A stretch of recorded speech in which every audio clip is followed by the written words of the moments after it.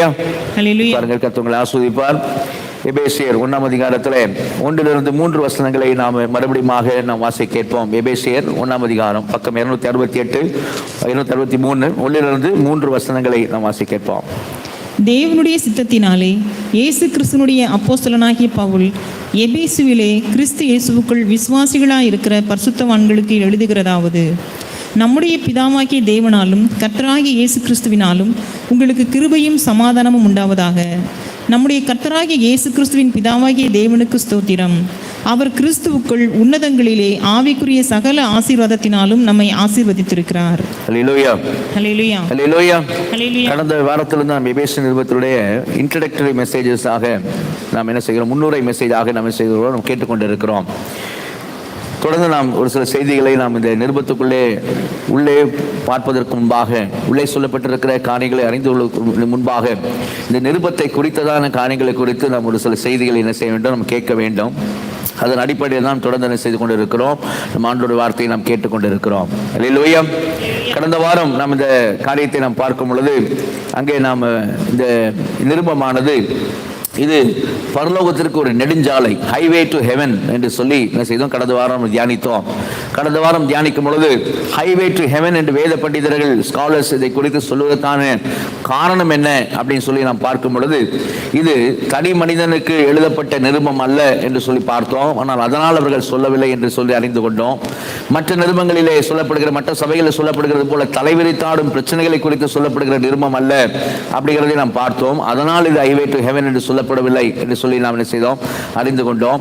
அதே நேரத்தில் ஒரு தனி பாடமோ பிரசங்கமோ இது இல்லை என்று சொல்லி என்ன செய்தோம், பார்த்தோம். அதனால் இது ஹைவே டு ஹெவன் என்று சொல்லப்படுவதில்லை. தனி மனித தேவையை குறித்து சொல்லுகிற காரியமோ எதுவோ அந்த இடத்துல இந்த நிருபத்தில் இல்லை. அதனால் இது ஹைவே டு ஹெவன் என்று நாம் சொல்வதில்லை என்று சொல்லி பார்த்தோம். ஆனால் இது தனிமையின் சிறையிலே எழுதப்பட்ட ஒரு நிருபம் என்று சொல்லி என்ன செய்தோம், நாம் பார்த்தோம். இதனுடைய பின்னணியை நாம் பார்த்தோம். இது எபேசு சபைக்காக எழுதப்பட்ட ஒரு நிருபமாக இருக்கிறது. எபேசு சபையானது பவுலினால் ஸ்தாபிக்கப்பட்ட ஒரு சபையாய் காணப்படுகிறது. அப்போஸ்தலர் நடபடிகள் 18 அதிகாரத்திலே தன்னுடைய 2வது மிஷனரி பயணத்திலே எபேசு பட்டணத்திலே ஒரு வாரம் மாத்திரம் பவுல் தங்கியிருந்து ஒரு ஓய்வு நாளிலே அங்கே ஜெபாலயத்திலே பிரசங்கித்து விட்டு, அதற்கு பிறகு ஆக்கிலாவையும் பிரிஸ்கிலாவையும் ஹஸ்பண்ட் ஒய்ஃபையும் அங்கே விட்டுவிட்டு அவர் அங்கே செசரியா வழியாக எருசலேமுக்கு போய் அந்தியோக்கியாவுக்கு போகிறதை நாம் பார்க்கிறோம். கர்த்தருக்கு சித்தமானால் நான் மறுபடியும் வருவேன் என்று சொல்லிவிட்டு போனதான தாசன் 19 அதிகாரத்திலே பார்க்கும் பொழுது தன்னுடைய மிஷனரி பயணத்தினுடைய 3வது பயணத்தில் அவர் மறுபடியும் எபேசு பட்டணத்துக்கு வருகிறதை பார்க்கிறோம். வேற எந்த பட்டணத்திலும் இல்லாத அளவுக்கு ஒரு காரியம் என்னன்னு சொன்னால், எபேசு பட்டணத்தில் பவுல் 3 வருஷம் அவரே அங்கே பாஸ்டராக இருந்து இந்த எபேசு சபையை நடத்துகிற காரியங்களை எல்லாம் நாம் பின்னாடி என்ன செய்தோம் கேட்டோம். 3 வருஷம் அங்கே இருந்து அவருக்கு வெளிப்படுத்தப்பட்ட எல்லாவற்றையும், அவர்களுக்கு ஒன்றையும் மறைக்காமல் அவருக்கு எல்லாவற்றையும், சபைக்கு எல்லாவற்றையும் சொல்லிக் கொடுத்து விட்டு அங்கே சபையில மூப்பர்களை ஏற்படுத்தி விட்டு அவர் என்ன செய்கிறார், தன்னுடைய காரியமாக எருசலேமுக்கு போகிறதை பார்க்கிறோம். அதுக்கு பிறகு அவர் கைது செய்யப்பட்டு அதுக்கு ரோமாபுரியிலே சிறைச்சாலையிலே இருக்கும் பொழுது, ஒரு தனி வீட்டிலே அவர் தனிமையாக சரிப்படுத்தப்பட்டதான ஒரு காரியத்தில் இருக்கும் பொழுது, சங்கிலினால் நான் சுவிசேஷ நிமித்தமாக உங்கள் நிமித்தமாக நான் சங்கிலினால் கட்டப்பட்டிருக்கிறேன் சொல்லக்கூடிய ஒரு சூழ்நிலையில தான் இந்த நிருபத்தை பவுலடிகள் எழுதுகிறது என்ன செய்கிறோம், நாம் பார்க்கிறோம். அதுதான் இந்த நிருபத்தினுடைய பின்னணியாக இருக்கிறது. ஆனால் எபேசு பட்டணத்திலே பவுல் தங்கியிருந்த நாட்களிலே ஒரு பெரிய எழுப்புதல் உண்டாகிறதை பார்க்கிறோம். பவுலுடைய அந்த டீச்சிங்னால, அந்த சுவிசேஷனுடைய வல்லமையினால எபேசு பட்டணம் மாத்திரமல்ல, அதை சுற்றி இருக்கிற பட்டணங்களை கூட அங்கே சபைகள் ஸ்தாபிக்கப்படுகிறதை என்ன செய்தோம், நாம் அறிந்தோம். சுற்றி இருக்கிற பட்டணங்கள் சொல்லும்போது வெளிப்படுத்த விசேஷத்திலே சொல்லப்படுகிற 1, 2, 3 அதிகாரங்களில் வருகிறதான அந்த சுற்றி இருக்கிற பட்டணங்கள், எபேசு பட்டணத்தை சுற்றி இருக்கிறதான சிமிர்னா, தியேத்ரா, பெர்கமு, சர்தை மற்றும் பிலதெல்பியா, லவோதோக்கியா அப்படின்னு சொல்லக்கூடிய இன்னும் கொலோசே பட்டணமும் அதில் அடங்கும். இப்படி இருக்கிற பட்டணங்கள் எல்லாம், சுற்றி இருக்கிற பட்டணங்களிலும் சபைகள் ஸ்தாபிக்கப்படுகிறது என்ன செய்யறோம் பார்க்கிறோம். அது மாத்திரமல்ல, தெய்வ வசனம் எல்லாரையும் மேற்கொண்டு, எல்லாவற்றையும் மேற்கொண்டு விருத்தி அடைகிறதை குறித்து நாம் என்ன செய்தோம், வேதத்தில் பார்க்கிறோம். எப்படிப்பட்ட காரியம் என்று சொன்னால், அங்கே பவுலினால அநேக அற்புதங்கள், அடையாளங்கள் நடக்கும்படி தெய்வம் செய்கிறார். அதனால் இயேசுவை எல்லாரும் அறிந்து கொள்கிறார்கள். இயேசுவை குறித்த ஒரு பயம் உண்டாகிறது. அது நிமித்தமாக மாய வித்தைக்காரர்கள் கூட அந்த இடத்துல, அநேக மாய வித்தைக்காரர்கள் எபேசு பட்டணத்தில் மனம் திரும்பினார்கள் என்று சொல்லி வேதம் காண்பித்துக் கொடுக்கிறதை பார்க்கிறோம். பார்க்கிறோம். அதை தொடர்ந்து எப்படிப்பட்ட ஒரு எழுப்புதல் என்று சொன்னால், அந்த தியனால் அந்த எபேசு பட்டணம் தியனாலுக்கு தான் சொந்தம் என்று சொல்லக்கூடிய அளவில் இருந்த அந்த பட்டணம் முழுவதுமாக இப்போது இயேசுவுக்கு சொந்தமாக மாறக்கூடியதான ஒரு காரியமாக பவுலுடைய ஊழியத்தினாலே, எபேசு சபையினுடைய பிரயாசத்தினாலே அங்கே ஒரு பெரிய ஒரு எழுப்புதல் உண்டாகிறதை பார்க்கிறோம். தியனாலுக்கு சொந்தம் என்று மறுபடியும் அவர்கள் சொல்ல வேண்டிய ஒரு சூழ்நிலைக்குள்ளாக ஜனங்கள் தள்ளப்படுகிறதை பார்க்கிறோம். தியனால் பெரியவர் என்று சொல்லக்கூடிய ஒரு சூழ்நிலைக்குள்ளாக தள்ளப்படுகிறதை பார்க்கிறோம். இதற்கெல்லாம் காரணம், அங்கே அந்த தியனாலுடைய கோயில் உலக அதிசயங்கள் ஒன்றாய் கருதப்பட்டதை சின்ன சின்னதாக வெள்ளி கோயில்களாய் செய்து அவர்கள் என்ன செய்தார்கள், யாத்திரைக்கு வருகிறவர்களுக்கு விற்கிற ஒரு காரியமாக இருந்தது. ஆனால் சுவிசேஷத்தினுடைய வல்லமையினாலே அநேகர் மனம் திரும்பினால, இயேசுவை ஏற்றுக்கொண்டபடியினாலே அந்த வெள்ளியினால் ஆனதான அந்த சின்ன கோயில்களை வாங்காமல் போனபடியினாலே அவர்கள் வியாபாரத்துக்கு பெரிய நஷ்டம் உண்டானது சொல்லி வேதத்தில் பார்க்கிறோம். அப்படி நஷ்டம் உண்டானது போது யாருனால் இந்த நஷ்டம் உண்டானது என்று சொல்லி அவர்கள் பார்க்கும் பொழுது, இந்த பவுல் என்று சொல்லக்கூடிய ஒரு மனிதன் இங்கே வந்திருக்கிறான். இந்த எபேசு சபை நிமித்தமாக, இந்த பவுல் நிமித்தமாக நமக்கு நஷ்டம் உண்டாயிருக்கிறது என்று சொல்லக்கூடிய அளவில் ஒரு பெரிய ஒரு எழுப்புதல் அந்த வேற எந்த பட்டணத்திலும் இல்லை, ஆனால் எபேசு பட்டணத்தில் நடந்ததை நாம் வேதத்தில் நாம் பார்க்கிறோம். அல்லேலூயா, அல்லேலூயா. அப்படியாக அந்த பட்டணத்தை எழுப்புதல் உண்டான ஒரு பட்டணம், அப்படியான சபை ஸ்தாபிக்கப்பட்ட சபையாக இருந்தது. அந்த சபைக்கு தான் பவுல் அடிகள் என்ன செய்கிறார், சிறைச்சாலையில் இருக்கும் பொழுது கிபி 61, 62 இந்த வருஷங்களிலே அவர் அந்த சபையை நினைத்து என்ன செய்கிறார், தன் சபைக்காக அவர் நிருபத்தை எழுதுகிறது என்ன செய்கிறோம் பார்க்கிறோம். அந்த நிருபத்தில் எழுதும் போது நம்ம பார்த்தோம், சங்கிலினாலே சுவிசேஷத்தை கட்டப்பட்டிருக்கிற மனுஷன். ஆனால் இந்த நிருபம் எப்படி ஹைவே டு ஹெவன் என்று சொல்கிறோம் சொன்னால், அந்த மனிதனுடைய வார்த்தைகளை கொண்டு நாம் அதை புரிந்து கொள்கிறோம். என்ன காரியம் என்று சொன்னால், அங்கே அவர் அந்த நிருபத்தை அவர் எழுதுகிற காரியத்தில் எனக்காக வேண்டிக் கொள்ளுங்கள் என்று சொல்லி, என் சிறையிருப்பை திருப்பும்படியாக, சிறைச்சாலையினால் விடுதலையாகும்படியாக எனக்காக வேண்டிக் கொள்ளுங்கள் என்று சொல்லாமல், மாறாக உங்களுக்காக நான் வேண்டிக் கொள்கிறேன், தேவன் உங்களுக்கு பிரகாசமான மனக்கண்களை கொடுக்க வேண்டும் என்று நான் உங்களுக்காக வேண்டிக் கொள்கிறேன் என்று சொல்லி சபைக்காக வேண்டிக் கொள்கிறதை என்ன செய்யறோம் நாம் பார்க்கிறோம். கட்டப்பட்ட நிலைமையிலும் கூட சபையை பார்த்து கிரீட்டிங்ஸ் சொல்லும்படியாக, உங்களுக்கு கிருபையும் சமாதானம் உண்டாவதாக, உங்களுக்கு அன்பு உண்டாவதாக, கிருபை உங்களுக்கு பெருகுவதாக என்று சொல்லக்கூடிய ஒரு காரியத்தை பார்க்கிறோம். சபையை வாழ்த்துவது மாத்திரமல்ல, கட்டப்பட்ட நிலைமையில் தேவனை ஆராதிக்கும்படி, தேவனை மகிமைப்படுத்தும்படியாக, கர்த்தராகிய இயேசு கிறிஸ்து பிதாவாகி தேவனுக்கு ஸ்தோத்திரம் என்று சொல்லக்கூடிய, நன்றி என்று சொல்லக்கூடிய ஒரு காரியமும், தேவனுக்கு சதா காலங்களில் சபையில மகிமை உண்டாவதாக என்று சொல்லி, தேவனை கட்டப்பட்ட சூழ்நிலையிலும் தான் கட்டப்பட்ட சூழ்நிலையிலும் தேவனை மகிமைப்படுத்தக்கூடிய காரியத்தை செய்கிறோம் நாம் பார்த்தோம். அதே வேளையில நான் கட்டப்பட்டு இருப்பது, உங்கள் நிமித்தமாய் கட்டப்பட்டு இருப்பது உங்களுக்கு மகிமையாக இருக்கிறதே என்று சொல்லி சபையை உற்சாகப்படுத்துகிற ஒரு காரியத்தை, கட்டப்பட்ட ஒரு மனிதன், சங்கிலியிலே கட்டப்பட்டு தனிமையிலே லாக்டவுன்ல இருக்கிற ஒரு மனிதன் சபையை உற்சாகப்படுத்தக்கூடிய ஒரு காரியமாக, அது உங்களுக்கு மகிமையாக இருக்கிறதே என்று சொல்லுகிறதை நாம் பார்த்தோம். அதோடு கூட நாம் கடைசியாக பார்த்த ஒரு காரியம் என்னன்னு சொன்னால், கட்டப்பட்ட சூழ்நிலையில் எனக்கு என் விடுதலைக்காக ஜெபியுங்கள் என்று சொல்லாமல், மாறாக இந்த கட்டப்பட்ட சூழ்நிலையிலும் என்னை தேடி வருகிறவர்களுக்கு நான் சுவிசேஷம் அறிவிக்கக்கூடிய ஒரு வாய்ப்பு எனக்கு கொடுக்கப்பட்டிருக்கிறது. நான் ஒரு தனி வீட்டில் தான் இருக்கிறேன். என்னுடைய சேவர்கள் தான் என்ன செய்யறாங்க, என்னை அவர் கவனித்துக் கொண்டிருக்கிறார்கள். வருகிறவர்கள் நான் ஏற்றுக்கொண்டு அவர்களுக்கு சுவிசேஷத்தை நான் சொல்லக்கூடிய ஒரு ஃப்ரீடம் எனக்கு, ஒரு சுதந்திரம் எனக்கு இருக்கிறது. அப்படி நான் சொல்வதற்கு, சுவிசேஷத்தை நான் தைரியமாய் பிரசங்கிப்பதற்கு வாக்கு எனக்கு கொடுக்கப்படும்படியாக, தைரியம் எனக்கு கொடுக்கப்படும்படியாக எனக்காக ஜெபியுங்கள், சுவிசேஷத்துக்கு ஒரு திறந்த வாசல் உண்டாகும்படியாக ஜெபியுங்கள் என்று சொல்லக்கூடிய ஒரு காரியம் அங்கே இருக்கிறது. இதெல்லாம் இந்த மனிதன், ஒரு தாசன் செய்யக்கூடிய காரியம். எதனால இந்த நிருபம் ஹைவே டு ஹெவன் என்று சொல்லப்படுகிறது சொன்னால், அந்த மனிதன் சொல்லுகிற அந்த வார்த்தை, நம்முடைய கர்த்தராகிய இயேசு கிறிஸ்துவின் பிதாவாகிய தேவனுக்கு ஸ்தோத்திரம், அவர் கிறிஸ்துவுக்குள்ளே உன்னதங்களில் ஆவிக்குரிய சகல ஆசீர்வாதத்தினாலும் நம்மை ஆசீர்வதித்து இருக்கிறார் என்று சொல்லி, இது பூமியில சரீர பிரகாரமாக நான் கட்டப்பட்டிருந்தாலும் ஆவியில கட்டப்பட்டவனாக இல்லை, ஆத்மாவில நான் கட்டப்பட்டவனாக இல்லை. எனக்கு ஒரு காணி நன்றாய் தெரிந்திருக்கிறது. நான் சரீர பிரகாரமாய் கட்டப்பட்டிருந்தாலும் ஆவிக்குரிய சகல ஆசீர்வாதத்தினாலும் நான் ஆசீர்வதிக்கப்பட்டிருக்கிறேன். அதுவும் கிறிஸ்துவுக்குள்ள ஆவிக்குரிய சகல ஆசீர்வாதத்தினாலும் நான் ஆசீர்வதிக்கப்பட்டிருக்கிறேன் என்று சொல்லக்கூடிய, சந்தோஷமாய் சொல்லக்கூடிய ஒரு காரியம் இருந்ததுனால தான் அந்த ஆவிக்குரிய சகல ஆசீர்வாதங்களை குறித்து அவர் இந்த நிருபத்தில் பேசுகிற காரியமாக இருக்கிறபடினால்தான் இது ஹைவே டு ஹெவன் என்று சொல்லி கருதப்படுகிறது, சொல்லப்படுகிறது என்று சொல்லி நாம் கடந்த வாரம் என்ன செய்தோம், தியானிப்பதற்கு ஆண்டவர் நமக்கு உதவி செய்தார். அல்லேலூயா, அல்லேலூயா. தொடர்ந்து இந்த நாளிலும் செய்வோம். தொடர்ந்து இதனுடைய நிருபத்துடைய காரியத்தை புரிந்து கொள்வது, நிருபத்துக்குள்ளே போவதற்கு முன்பாக நிருபத்துடைய காரியத்தை புரிந்து கொள்ளும்படியாக இந்த நாளிலும் நாம் தேவ செய்தியை கேட்போம். பரிசுத்த ஆவியான நம்மோடு இந்த நாளிலும் விசேஷமாக இடைபடுவாராக. அல்லேலூயா. மறுபடியும் இந்த வசனத்தை வாசிங்கள். எபேசியர் 1 அதிகாரம் 1-3 வசனங்கள். தேவனுடைய சித்தத்தினாலே இயேசு கிறிஸ்துனுடைய அப்போஸ்தலனாகிய பவுல் எபேசுவிலே கிறிஸ்து இயேசுவுக்குள் விசுவாசிகளாய் இருக்கிற பரிசுத்தவான்களுக்கு எழுதுகிறதாவது: நம்முடைய பிதாவாகிய தேவனாலும் கர்த்தராகிய இயேசு கிறிஸ்துவினாலும் உங்களுக்கு கிருபையும் சமாதானமும் உண்டாவதாக. நம்முடைய கர்த்தராகிய இயேசு கிறிஸ்துவின் பிதாவாகிய தேவனுக்கு ஸ்தோத்திரம். அவர் கிறிஸ்துவுக்குள் உன்னதங்களிலே ஆவிக்குரிய சகல ஆசீர்வாதத்தினாலும் நம்மை ஆசீர்வதித்திருக்கிறார். அல்லேலூயா. அல்லேலூயா. இன்றைக்கு நாம் கேட்க போற காரியம் என்னன்னு சொன்னால், இரட்டிப்பு என்கிறதான தலைப்பின் கீழாக நாம் ஆண்டோடைய வார்த்தை கேட்க போகிறோம். த டபுள் என்று ஆங்கிலத்தில் சொல்ல வேண்டும், இரட்டிப்பு என்று சொல்லுகிறோம். என்ன எதனால் நாம் இந்த இரட்டிப்பு என்கிற தலைப்பில் கேட்க போகிறோம் என்று சொன்னால், நாம் வாசித்த வசனங்களை நாம் வாசிக்கும் பொழுது, அந்த வாசித்த வசனங்களை நாம் கூர்ந்து கவனிக்கும் பொழுது, அங்கே இரட்டிப்பாக காரியங்கள் சொல்லப்பட்டிருக்கிறது என்ன செய்ய முடியும், நாம் பார்க்க முடியும். அதைதான் இந்த நாளிலே நாம் பார்க்க போகிறோம். முதலாவது நாம் பார்க்க போகிற இரட்டிப்பான காரியம் என்னன்னு சொன்னால், இரட்டிப்பு அதிகாரம். முதல் காரியம் இரட்டிப்பு அதிகாரம். இரட்டிப்பு அதிகாரத்தை குறித்து அங்கே சொல்லப்படுகிறதை நாம் பார்க்க முடியும். முதல் வசனத்தை வாசிங்க. முதல் வசனம்: தேவனுடைய சித்தத்தினாலே இயேசு கிறிஸ்துனுடைய அப்போஸ்தலனாகிய பவுல். போதும். தேவனுடைய சித்தத்தினாலே இயேசு கிறிஸ்துனுடைய அப்போஸ்தலனாகிய பவுல். அல்லேலூயா. இயேசு சவுண்ட் கொஞ்சம் வைங்க. தேவனுடைய சித்தத்தினாலே அப்படி பார்க்கலாம். அப்போ முதல் காரியம் கவனிங்க. தேவனுடைய சித்தத்தினாலே இயேசு கிறிஸ்துனுடைய அப்போஸ்தலனாகிய பவுல். ரெண்டு வார்த்தை இங்கே சொல்லப்படுகிறது இரட்டிப்பாக. ரெண்டு அதிகாரம். தேவனுடைய சித்தத்தினாலே நான் அப்போஸ்தலனாக இருக்கிறேன், இயேசு கிறிஸ்துனுடைய அப்போஸ்தலனாக இருக்கிறேன். ரெண்டு காரியம் அங்கே சொல்லப்படுகிறது செய்கிறோம், நாம் பார்க்கிறோம். கவனிங்க.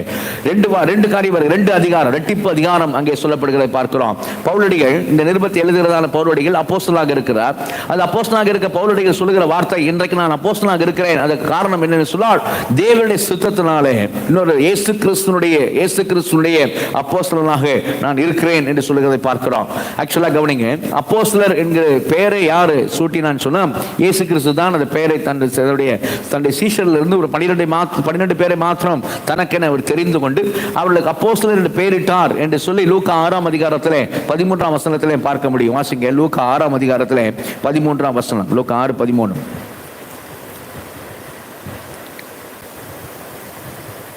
பொழுது விடிந்த போது அவர் தம்முடைய சீஷர்களை வரவழைத்து, அவர் தம்முடைய சீஷர்களை, அநேக சீஷர்கள் இருக்கிறார்கள், சீஷர்களை வரவழைத்து அவர்களில் 12 பேரை தெரிந்து கொண்டு, அந்த சீஷர்களிலே 12 பேரை தெரிந்து கொண்டு அவர்களுக்கு அப்போஸ்தலர் என்று பெயரிட்டார். அவர்களுக்கு அப்போஸ்தலர் என்று பெயரிட்டார். அல்லேலூயா. அல்லேலூயா. அந்த அப்போஸ்தலர் என்ற பெயரை யார் வைத்தது என்று சொன்னால், இயேசு கிறிஸ்து தான் வைக்கிறார். யாருக்கு வைத்தார்னா, சீஷர்களிலிருந்து ஒரு கூட்டத்தை தனியாய் பிரித்தெடுத்து 12 பேரை பிரித்தெடுத்து அவர்களுக்கு அப்போஸ்தலர் என்று பெயரிட்டார் என்று பார்க்கிறோம். அப்போஸ்தலர் என்றால் மிஷனரி, அனுப்பப்பட்டவன் என்று அர்த்தம். அனுப்பப்பட்டவர்கள் என்று சொல்லி ஆண்டவர் அவர்களுக்கு பெயர் சூடுகிறதை செய்கிறோம், நம்ம பார்க்கிறோம். கவனிங்க. இந்த 12 பேர்ல பின்னாடி கீழே பேர்லாம் கொடுக்கப்பட்டிருக்குது. அதுல பவுலடிகள் பெயர் அங்க இருக்காது. சவுலாகிய பவுலாகிய சவுல், அப்படி எந்த பேரும் அங்க என்ன செய்யாது, இருக்காது, நமக்கு தெரியும். ஆனாலும் பவுல் தன்னை அழைக்கும் பொழுது எபேசு நிருபத்தில் சொல்லும் போது, தேவனுடைய சித்தத்தினால் இயேசு கிறிஸ்துவின் அப்போஸ்தலனாகிய பவுல் எபேசுல கிறிஸ்து இயேசுவுக்குள் விசுவாசிகளாய் இருக்கிற பரிசுத்தவான்களுக்கு எழுதுகிறதாவது என்று சொல்லி அங்கே சொல்லுகிறது என்ன செய்யறோம், நம்ம பார்க்கிறோம். அப்படின்னா எப்படி அவர் இந்த 12 பேர் சொல்லக்கூடிய அதே வார்த்தை, இந்த 12 பேர் தங்களை என்னன்னு சொல்ல முடியும், இந்த 12 பேர் என்ன சொல்ல முடியும், நாங்கள் அப்போஸ்தலர்கள் என்று சொல்ல முடியும். ஏனால் கர்த்தராகிய இயேசுவே அவர்களை என்னவென்று அழைத்தார் என்று சொன்னால் அப்போஸ்தலர் என்று அழைத்தார். ஆனால் இந்த பவுலடிகள் அந்த லிஸ்ட்ல அங்கே இல்ல.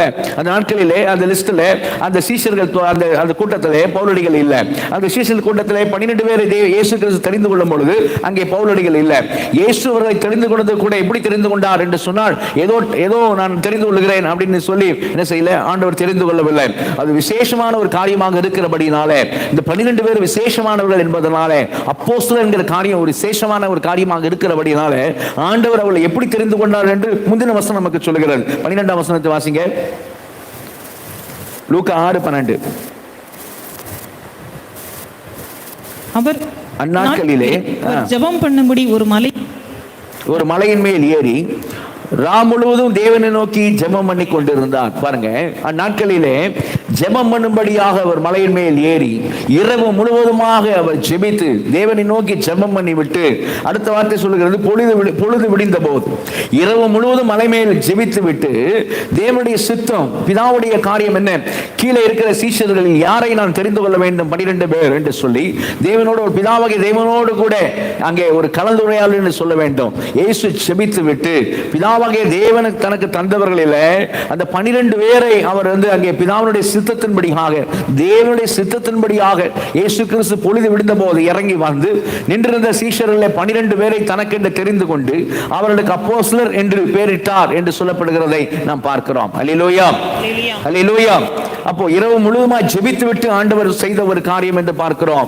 கர்த்தரே ஆண்டவரே ஜெபித்து தேர்ந்தெடுத்தவர்கள் என்று பார்க்கிறோம். அதனால்தான் அவர் யோவான் சுவிசேஷத்தில் 17ஆம் அதிகாரத்தில் ஆண்டவர் பிதாவாகிய தேவனோடு கூட பேசும் பொழுது, ஜெபிக்கும் பொழுது, அங்கே இவர்களை குறித்து இந்த 12 பேரை குறித்து ஆண்டவர் சொல்லும் பொழுது அங்கே ஒரு வார்த்தையை சொல்லுகிறதை நாம் பார்க்கிறோம். இங்கே லூக்கா 6:12 பார்க்கும் பொழுது 13 பார்க்கும் பொழுது கர்த்தராக இயேசு அவர்கள் தெரிந்து கொண்டார் என்று சொல்லப்படுகிறதை பார்க்கிறோம். உண்மை. ஆனால் அதே வேளையில் அவர் ஜெபித்து விட்டு பிதாவாகிய தேவனிடத்தில் ஜெபம் பண்ணி தெரிந்து கொண்டார் என்று சொல்லுகிறபடினாலே அங்கே யோவான் 17ஆம் அதிகாரத்துக்கு நாம் வரும் பொழுது அங்கே ஆண்டவர் சொல்லுகிற ஒரு வார்த்தையை பாருங்க. 6ஆம் வசனம் வாசிங்க. 6வது வசனம். நீர் உலகத்தில் தெரிந்தெடுத்து எனக்கு தந்த மனுஷருக்கு உம்முடைய நாமத்தை வெளிப்படுத்தினேன். அவர்கள் உம்முடையவர்கள், அவர்களை எனக்கு தந்தீர். உம்முடைய வசனத்தை கை நீர் உலகத்தில் தெரிந்தெடுத்து எனக்கு தந்த மனுஷருக்கு உம்முடைய நாமத்தை வெளிப்படுத்தினேன். அல்லேலூயா, அல்லேலூயா. அப்ப அங்க ஆண்டவர் சொல்ற வார்த்தை என்ன? நீர் உலகத்தில் தெரிந்தெடுத்து எனக்கு தந்த மனுஷர். அல்லேலூயா. நீர் உலகத்தில் தெரிந்தெடுத்து, இயேசு பிதாவை பார்த்து சொல்ற காரியம் இந்த 12 பேரை குறித்து சொல்லும் பொழுது நீர் உலகத்தில் தெரிந்தெடுத்து எனக்கு தந்த மனுஷர்கள். அல்லேலூயா.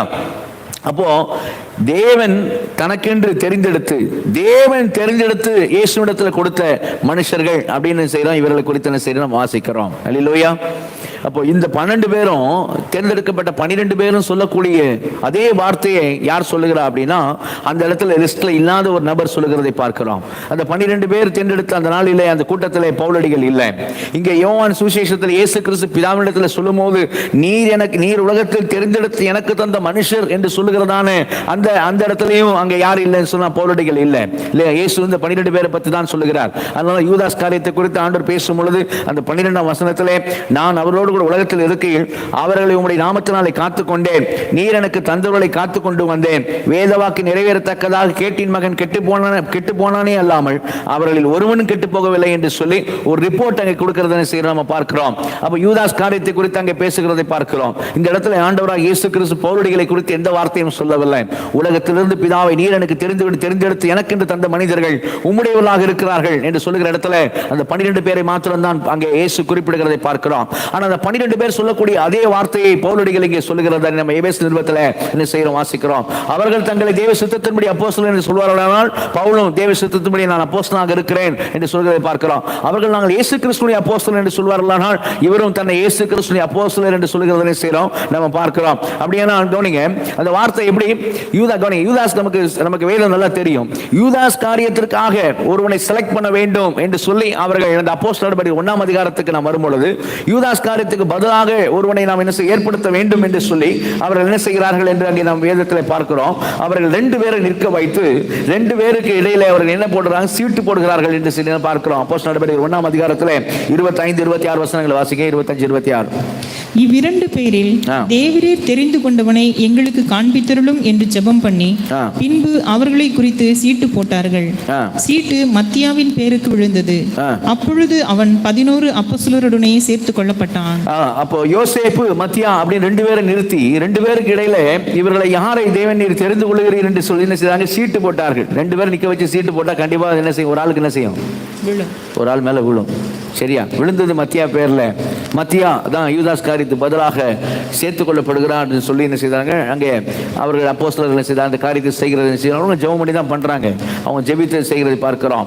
ஆனால் கவனிங்க, இங்கே பவுல் சொல்லுகிற வார்த்தை எப்படிப்பட்ட வார்த்தை என்ன சொன்னா அங்கே எபேசு நிருபத்தில் 1ஆம் அதிகாரத்தில் பவுல் சொல்ற தேவனுடைய சித்தத்தினாலே. அல்லேலூயா. சீட்டு என் மேல் விழுந்ததுனாலே இல்ல, சீட்டு எனக்கு போடப்பட்டதுனால, என்னையும் நிற்க வைத்து சீட்டு போடும் போது அந்த சீட்டுல என் பேர் விழுந்ததுனாலே நான் அப்போஸ்தலனாகிய பவுல் என்று அங்கே சொல்லவில்லை. தேவனுடைய சித்தத்தினாலே. அல்லேலூயா. பவுலடிகள் வேற எதையும் குறிப்பிடவில்லை. நான் கமாலியனுடைய பாதத்திலே படித்ததுனால, எனக்கு அறிவு இருக்கிறதுனால, யூத மார்க்கத்திலே நான் வைராக்கியமாக இருந்ததுனால, அதனாலே இதனாலே என்று எதனாலும் அவர் சொல்லவில்லை. ஒரே ஒரு வார்த்தை மாத்திரம் தான் பவுலடிகள் சொல்றதை பார்க்கிறோம். தேவனுடைய சித்தத்தினாலே. அல்லேலூயா, அல்லேலூயா. தேவனுடைய சித்தத்தினாலே சீட்டு விழுந்ததுனால நான் பராக்கிரமசாலியாக இருப்பதனாலே, படிப்பறி உள்ளவனாக இருப்பதனாலே, இல்லையா, நான் பண்புள்ளவனாக இருப்பதனாலே எல்லாம் எதுவுமே சொல்லலை. வேறு எதுவுமே சொல்ல, வேறு எந்த வார்த்தையும் வேறு எந்த காரியத்தையும் அவர் குறிப்பிடவில்லை. மாற ஒரே ஒரு தான் காரியம் சொல்ல, தேவனுடைய சித்தத்தினாலே இயேசு கிறிஸ்துவின் அப்போஸ்தலனாகிய பவுல் எபேசிலே கிறிஸ்து இயேசுவுக்குள் விசுவாசிகளாக இருக்கிற பரிசுத்தவான்களுக்கு எழுதுகிறதாவது. அல்லேலூயா, அல்லேலூயா. ஏன்னா அங்கே அவர் தெரிந்து கொள்ளப்பட்டதான அந்த காரியத்தை குறித்து நான் பார்க்கும் பொழுது, இவங்க மத்தியா என்ன சொல்லுவார்? மத்தியா சொன்ன எப்படி சொல்லணும்? மத்தியா சொன்னா சீட்டு விழுந்ததுனால, இல்லையா, அப்படி சொல்லலாம். சீட்டு என் மேலே விழுந்ததுனால அப்படிதான் சொல்லணும். ஏன்னா சீட்டு போட்டு தான் மத்தியா என்ன பண்ணாங்க? தேடுதாங்களா. பவுல் சொல்லும் போது என்ன சொல்றாரு? தேவனுடைய சித்தத்தினாலே. அல்லேலூயா, அல்லேலூயா.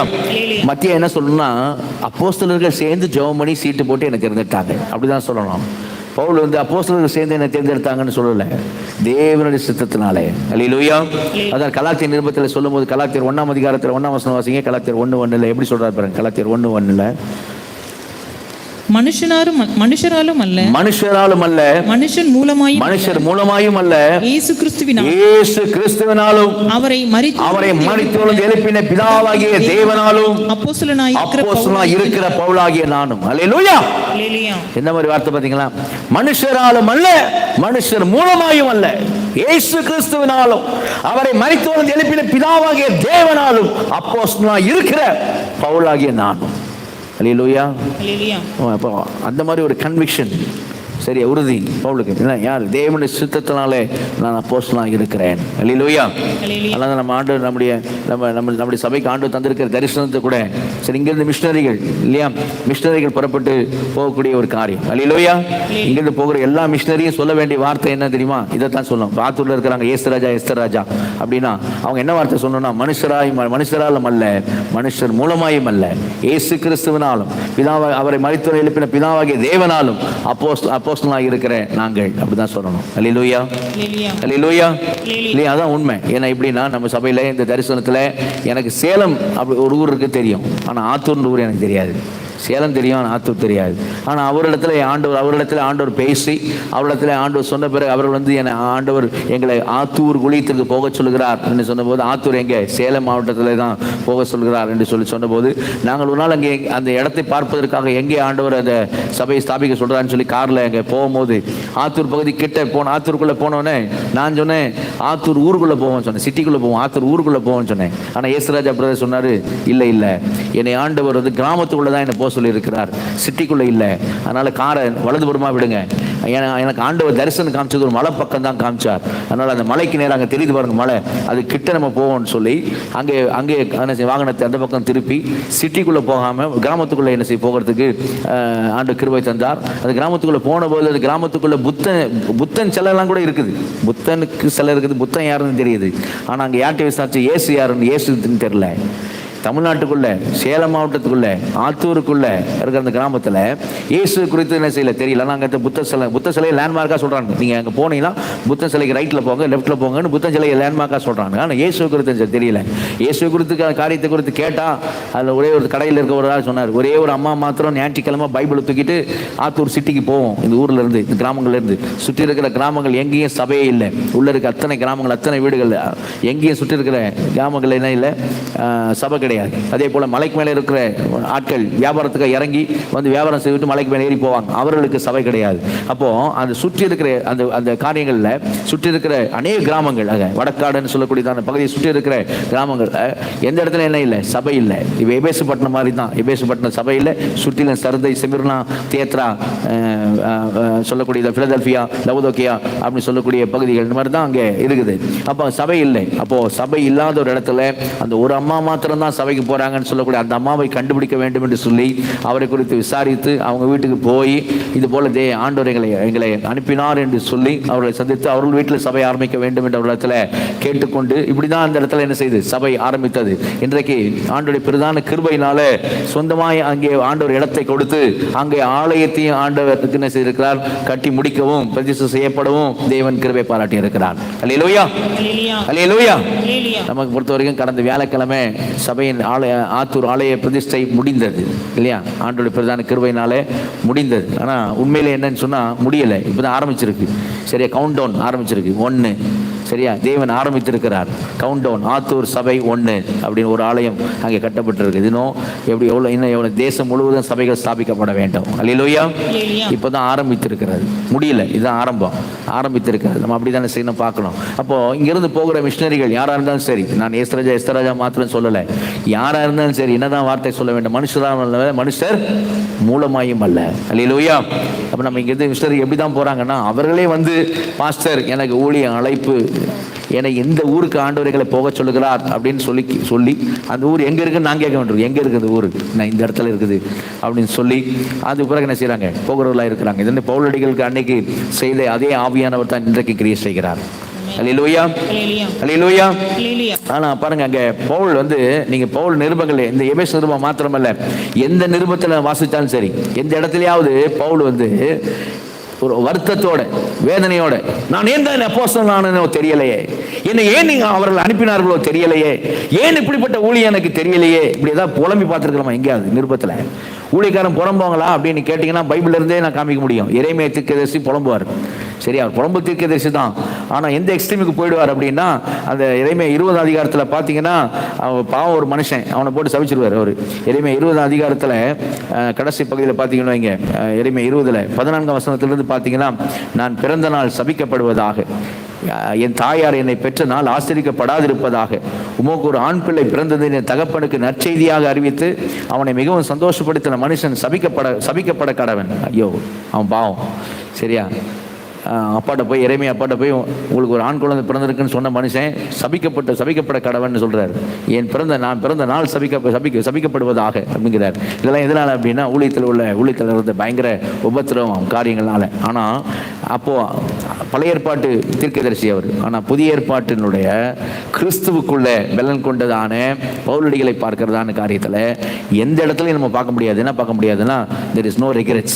எந்த இடத்துலையும் ஒரு வருத்தத்தோடு கூட, நான் ஏன் தான் அப்போஸ்தலன் ஆனேனோ, நான் பிறந்த நாள் சபிக்கப்படுவதாக, என்னை ஆண்டு சந்தித்த நாள் சபிக்கப்படுவதாக, இப்படி ஏதாவது சொன்னாரோ? எங்கேயாவது சொன்னார், என்னை ஏன் ஆண்டவர் அழைச்சாரு ஐயோ அப்படின்னு சொல்லி அந்த மாதிரி காரியம் எங்கேயாவது ஒரு இடத்துல கூட என்ன இருக்காது அப்படின்னா, ஒரு புலம்பலும் என்ன செய்யாது. ஆனால் எவ்வளவு பாடுகளை குறித்து லிஸ்டே போடுவார் இல்லையா? நான் கொரிந்து சபைக்கு போடும்போது 2 கொரிந்தியர்ல பாடுகளை குறித்து நான் எவ்வளவு பாடுபட்டிருக்கேன் அப்படின்னு லிஸ்டே சொல்லுவார். ஆனால் எந்த இடத்துலையும் என்ன சொல்ல மாட்டாருன்னு சொன்னா, ஒரு வருத்தம் என்ன இருக்கு, நான் இன்னைக்கு அப்போஸ்தலனா இருக்கிறதை குறித்து நான் வருத்தப்படுகிறேன், வேதனைப்படுகிறேன் அப்படின்னு செய்யாது. there is no regrets. அல்லேலூயா, அல்லேலூயா. ஏன்னா அதுக்கெல்லாம் ஒரே ஒரு காரணம் என்னன்னா, நான் இன்னைக்கு அப்போஸ்தலனா இருக்கிறது எந்த அதிகாரத்தினால? தேவனுடைய சித்தத்தினால. அல்லேலூயா, தேவனுடைய சித்தத்தினால. இன்றைக்கு நாம ஒருவேளை இன்னைக்கு முழு நேர ஊழியத்தில் நம்ம இல்லாமல் இருக்கலாம். ஆனால் நம்முடைய வாழ்க்கையினுடைய காரியத்தை நம்ம இன்றைக்கு எப்படி எடுக்கிறோம்? நான் இன்னைக்கு இருக்கிறது தேவனுடைய சித்தத்தினாலே இருக்கிறது, தெய்வ கிருபையில் இருக்கிறேன் உண்மை. அதே நேரம் தேவ சித்தத்தின்படி தான் என்னுடைய வாழ்க்கை அமைந்திருக்கிறது அப்படிங்கிறதான ஒரு சந்தோஷம் நமக்கு இருக்குதா? சரி, அவருக்கு அந்த சந்தோஷம் இருந்துச்சு. என்ன, தேவனுடைய சித்தத்தினாலே தான் அப்படின்னு சொல்லிட்டு ஒரு காரியம் அவரிடத்துல இருந்ததை பார்க்கிறோம். இன்னைக்கு அகஸ்டின் ஜெபக்குமார் ஊழியத்துக்கு போகும்பொழுது நம்ம அவருடைய சாட்சி கேட்டிருக்கிறோம். ஊழியத்துக்கு போகும்போது எல்லாரும் என்ன பண்ணாங்க, பீகாருக்கு, ஐயோ மிஷினரிகள் கல்லறை தோட்டம்னு சொல்லக்கூடிய இடத்துக்கு போறியப்பா, எல்லாம் சர்டிஃபிகேட்லாம் கிழிச்சு எரிச்சிட்டு வேற போறியப்பா அப்படின்னு சொல்லி அங்கே ரயில்வே ஸ்டேஷன் போனால் எல்லாரும் அழுதாங்க. எல்லாரையும் அவர் தேத்திட்டு ஆறுதல் சொல்லிட்டு, ஏன் அழுகுறீங்க, நான் ஆண்டவர் ஊழியத்துக்கு தானே போறேன், ஆண்டவர் என்னை பாதுகாத்துக் கொள்வார், ஆண்டவர் என்னை நடத்துவார் அப்படிலாம் சொல்லி எல்லாரையும் ஆறுதல். ஆனால் ஒரே ஒரு மாமா மாத்திரம் அழுகை நிறுத்தவே இல்லை. அவர் பாட்டுக்கு அழுதுகிட்டே இருந்தாரு அப்படின்னு சொல்லுவார் சாட்சியில். என்னடா இவர் மட்டும் ரொம்ப அழுகிறாரு, எல்லாரும் அழுகை நிறுத்திட்டாங்க, இவர் அழுகை நிறுத்தவே இல்லையே சொல்லி, மாமா இங்க வாங்கன்னு தனியா கூப்பிட்டு போய், ஏன் மாமா இப்படி அழுகுறீங்க, சொல்ல அழுகுறீங்களே அப்படின்னு சொன்னபோது, டேய் நான் உனக்காக அழுகுறடா, எனக்காக நான் அழுதுகிட்டு இருக்கேன், என்ன மாமா சொல்றீங்க? ஆமா, 25 வருஷத்துக்கு முன்னாடி என்ன தான் பீகாருக்கு ஆண்டவர் போக சொன்னாரு, நான் போகாது இருந்துட்டேன், 25 வருஷமா போகல. சரியா?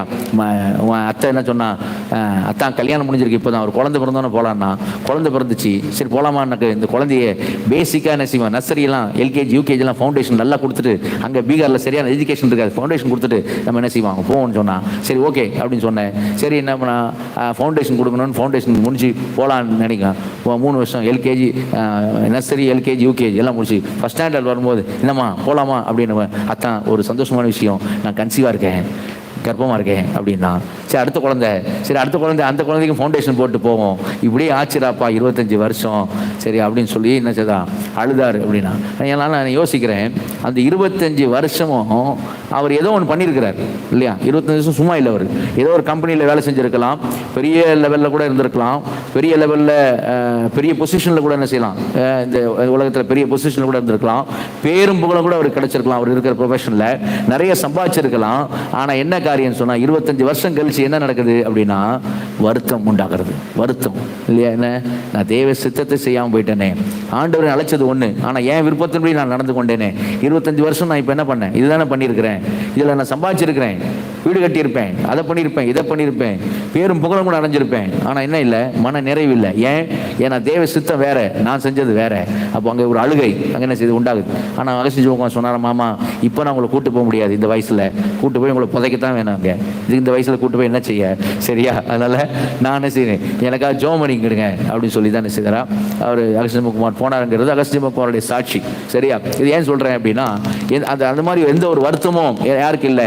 பவுலடிகள் இந்த நிருபத்தை எழுதும் போது எப்போ எழுதுறாரு, கிபி 61 62 ஊழியங்களை முடித்து கடைசி 3 மிஷனரி பிரயாணத்தையும் முடித்து அங்கே சிறைச்சாலையில் இருந்து எழுதுகிறதான வேலையில் அந்த மனுஷன் எவ்வளவு சந்தோஷம் மன நிறைவோடு கூட எழுதுகிற ஒரு வார்த்தை என்னன்னு சொன்னா, இன்னைக்கு நான் வருத்தப்படுகிறேன் அப்படி எழுதல, தேவனுடைய சித்தத்தினாலே இயேசு கிறிஸ்துவின் அப்போஸ்தலனாகிய பவுல். அல்லேலூயா, அல்லேலூயா. நமக்கும் வயசாகும், நமக்கும் வருஷங்கள் ஓடும், நமக்கும் அதே காரியம் உண்டு. ஆனால் நாம வயதாகிற நாட்களிலே இதே போல பவுலடிகள் போல அந்த வயதான நாளில் நம்ம அந்த அகஸ்தியகுமார் மாமா மாதிரி வருத்தப்படுவர்களா என்ன செய்யக்கூடாது, நாம் இருந்து விடக்கூடாது. மாறாக தேவனுடைய சித்தத்தினாலே நான் என் வாழ்க்கை இருந்தது என்று சொல்லுவோமானால் நமக்கு அந்த நாளிலே ஒரு மன நிறைவு என்ன செய்யும், உண்டாயிருக்கும். அல்லேலூயா, அல்லேலூயா.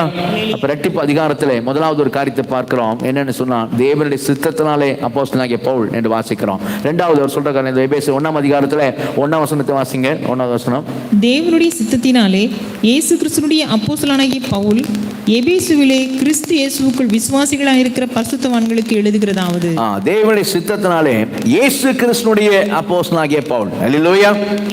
இரட்டிப்பு அதிகாரத்துல இரண்டாவது காரியம் என்னன்னு சொன்னா இயேசு கிறிஸ்துவினுடைய அப்போஸ்தலன். அல்லேலூயா. நான் சொன்னேன், இயேசு கிறிஸ்து 12 பேரை அழைக்கும் பொழுது யார் இல்லை, அங்கே பவுலடிகள் இல்லை, சரியா? ஆனால் எப்படி ஒரு இயேசு கிறிஸ்துவினுடைய அப்போஸ்தலன் அப்படின்னு சொல்றாரு அப்படின்னு சொல்லி பார்த்தீங்கன்னா, அவங்க 12 பேர் ஆண்டவர் தெரிந்து கொண்டு தம்மோடு கூட இருக்கவும் அப்படிதான் வேதத்தில் வாசிப்போம், சரியா? அவங்களுக்கு ஆண்டவர் ட்ரைனிங்லாம் கொடுத்தார் அப்படின்னு வாசிப்போம். அவங்களை அழைச்சார், அவங்களை தேர்ந்தெடுத்தார், அவங்களுக்கு ட்ரைனிங் கொடுத்தார் அப்படி பார்க்கிறோம். ஆனால் அதே வார்த்தையை இங்கே பவுலடிகள் சொல்கிறதுக்கான காரணம் என்ன, அங்கே அந்த 12 அப்போஸ்தலருக்கு என்ன கிடைத்ததோ அதே காரியம் யாருக்கு கிடைச்சதுன்னா பவுலுக்கு கிடைத்தது. அல்லேலூயா, அல்லேலூயா. நமக்கு தெரியும், தமஸ்குக்கு போகிற வேலை, குதிரையில் போகிற வேலையில அங்கே பவுலை சந்தித்து, சவுலா இருந்ததான பவுலை சந்தித்து அங்கே தன் ஊழியத்திற்கு அழைத்தது யாரு? இயேசு கிறிஸ்து. அல்லேலூயா. சந்தித்து கண்கள் கூடாகப்பட்ட போது, ஆண்டவரே நீர் யார் என்று கேட்டபோது வந்த குரல் என்ன, நீ துன்பப்படுத்துகிற இயேசு நானே. அல்லேலூயா. அப்ப டைரக்ட் காலிங். இயேசு வந்து சந்தித்தார். இயேசு வந்து சந்தித்து பவுலடிகளை என்ன செய்ய ஊழியத்துக்கு அழைக்கிறதை பார்க்கிறோம். ஏன்னா அந்த 12 அப்போஸ்தலர் போல இவனும் ஒரு அப்போஸ்தலன் என்பதனால, அந்த அப்போஸ்தலன் என்ற ஒரு காரியம் இருக்கிறபடினால இயேசு கிறிஸ்துவே இறங்கி வந்து என்ன செய்தார், ஒரு தூதனோட அமைச்சிருக்கலாம் இல்லையா, ஒரு தூதனோட அமைச்சர் பண்ணிருக்கலாம், பவுலை சந்திச்சிருக்கலாம். ஆனா இயேசுவே இறங்கி வந்து பவுலடிகளை சந்தித்து, நான் என் ஊழியத்துக்கு என்ன வேறு பிரிக்கிறேன் என்று சொல்லி, உனக்கு செய்ய நீ என்ன செய்ய வேண்டும் என்பது உனக்கு பட்டணத்துக்குள்ளே சொல்லப்படும் என்று சொல்லி அங்கே அனுப்புறது என்ன செய்யறோம் பார்க்கிறோம். ரெண்டாவது, அந்த 12 அப்போஸ்தலருக்கு ஆண்டவர் தான் ட்ரைனிங் கொடுத்தார். இங்கே இப்போ கலாத்திய நிருபத்துக்கு நீங்க வந்தீங்கன்னா அந்த நிருபத்தில் அவர் சொல்லுவார், என்ன சொல்றாரு பாருங்க. கலாத்திய நிருபத்தில் பவுலடிகள் சொல்லுகிற வார்த்தையை வாசிங்க. 12ஆம் வசனம், 1ஆம் அதிகாரம் 12ஆம் வசனம்.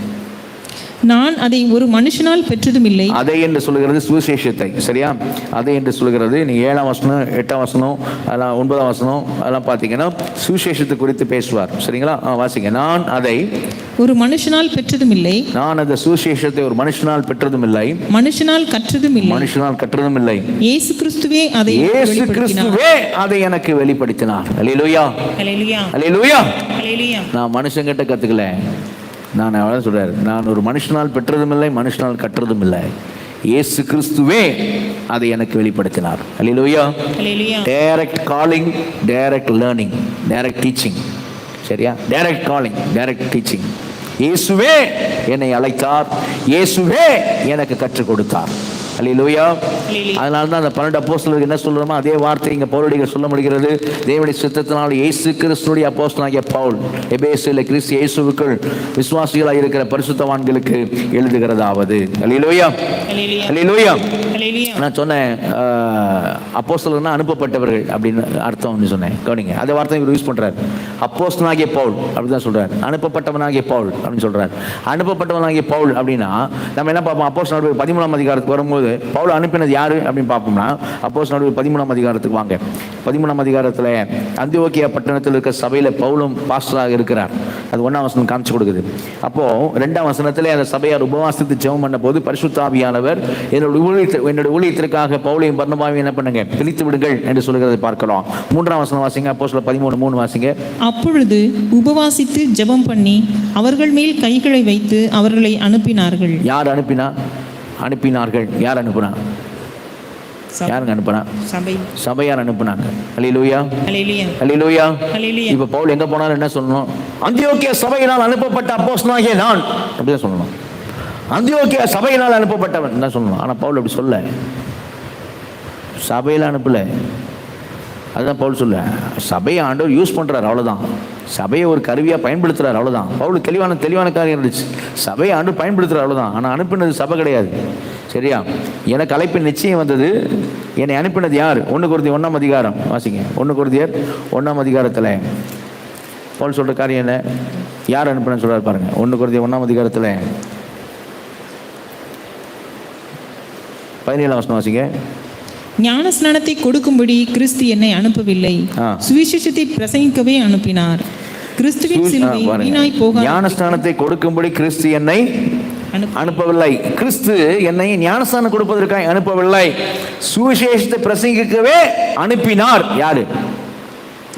இயேசு கிறிஸ்து. அல்லேலூயா. யார் அனுப்பினான்னு சொல்றாரு? அந்தியோக்கியா சபை என்னை ஞானஸ்தானம் கொடுக்கும்படி என்னை அனுப்பவில்லை, சுவிசேஷத்தை பிரசங்கிக்கவே அந்தியோக்கியா சபை, தலைமை சபை என்னை அனுப்பினது. சீசர்கள் தேவாலயம் என்னை அனுப்பினது. இல்ல, அப்படி இல்லை, அப்படி இல்லை. யார் அனுப்புறா? இயேசுவே என்னை அனுப்பினார். அல்லேலூயா. அதனால தான் சொல்றாரு, நான் இயேசு கிறிஸ்துவினுடைய தேவனுடைய சித்தத்தினாலே இயேசு கிறிஸ்துவினுடைய அப்போஸ்தலனாகிய பவுல். இயேசு கிறிஸ்துவினுடைய அப்படின்றது புரியுதா? அவருடைய, அவருக்கு சொந்தமான, அவருக்குரிய, அவருக்கு சொந்தமான, அதான் அந்த வார்த்தைக்கு அர்த்தம் பொசசிவ். அவருக்கு சொந்தமான, அவருக்குரிய அப்போஸ்தலன் நான். அந்த 12 அப்போஸ்தலர் அவருக்குரியவர். அதே மாதிரி நானும் தேவனுடைய சித்தத்தினாலே இயேசு கிறிஸ்துவினுடைய அப்போஸ்தலன் நான். அல்லேலூயா. அவருக்கு சொந்தமான அப்போஸ்தலன் நான். அவரால் அழைக்கப்பட்ட அப்போஸ்தலன் நான். அவரால் ட்ரெயின் பண்ணப்பட்ட அப்போஸ்தலன் நான். அவரால் அனுப்பப்பட்ட அப்போஸ்தலன் நான். அல்லேலூயா. அப்போ 2 இரட்டிப்பு அதிகாரம் அங்க பவுலடிகள் சொல்லுகிறத செய்யறோம், நம்ம பார்க்கிறோம் இல்லையா? இயேசு கிறிஸ்துடைய அப்போஸ்தலன் சொல்லுவாங்க. ஒரு நாள் சொன்னேன், ஒரு நாள் அவர் என்ன பண்ணதில்லை, அவர் அனுப்பப்பட்டதுக்காக வருத்தப்பட்டதில்லை. என்ன செஞ்சதில்லை? அனுப்பப்பட்டதுக்காக வருத்தப்பட்டது கிடையாது. என்னை அனுப்பிட்டீங்கள அப்படின்னு என்ன செஞ்சதில்லை, வருத்தப்பட்டதில்லை. சரியா? அவர் அங்கே சொல்லும் போது எப்படி பேசுறாருன்னா, ஒரு கொரிந்து சபை கொஞ்சம் புரிய வைக்கணுன்றதுக்காக கொஞ்சம் என்ன சொல்லலாம், ப்ரௌட் பிகாக்னு சொல்லுவாங்கல்ல, கொஞ்சம் பெருமையாக கூட என்ன செய்யறாரு, பேசுறாரு இல்லையா? பெருமையாக கூட பேசுவார் இல்லையா? இதில் பார்த்தீங்கன்னா கொரிந்து நிருபத்தில் பார்த்தீங்கன்னா 2 கொரிந்தியருக்கு பாருங்க. 2 கொரிந்தியரில் 11 அதிகாரம் 5ஆம் வசனம் வாசிங்க. 11:5. மகா பிரதான அப்போஸ்தலரிலும் நான் ஒன்றிலும் குறைவுள்ளவன் அல்லவென்று எண்ணுகிறேன். அல்லேலூயா. அந்த அப்போஸ்தலர் எப்படியோ அது ஈக்குவல் தான் நான். அவங்களோட ஒரு விஷயத்துல நான் குறைஞ்சவன் கிடையாது அப்படிங்கிறார். இப்போ பேசும்போது எப்படி தெரியுது? கொஞ்சம் பெருமையாக பேசுகிற மாதிரி தான் இருக்குது.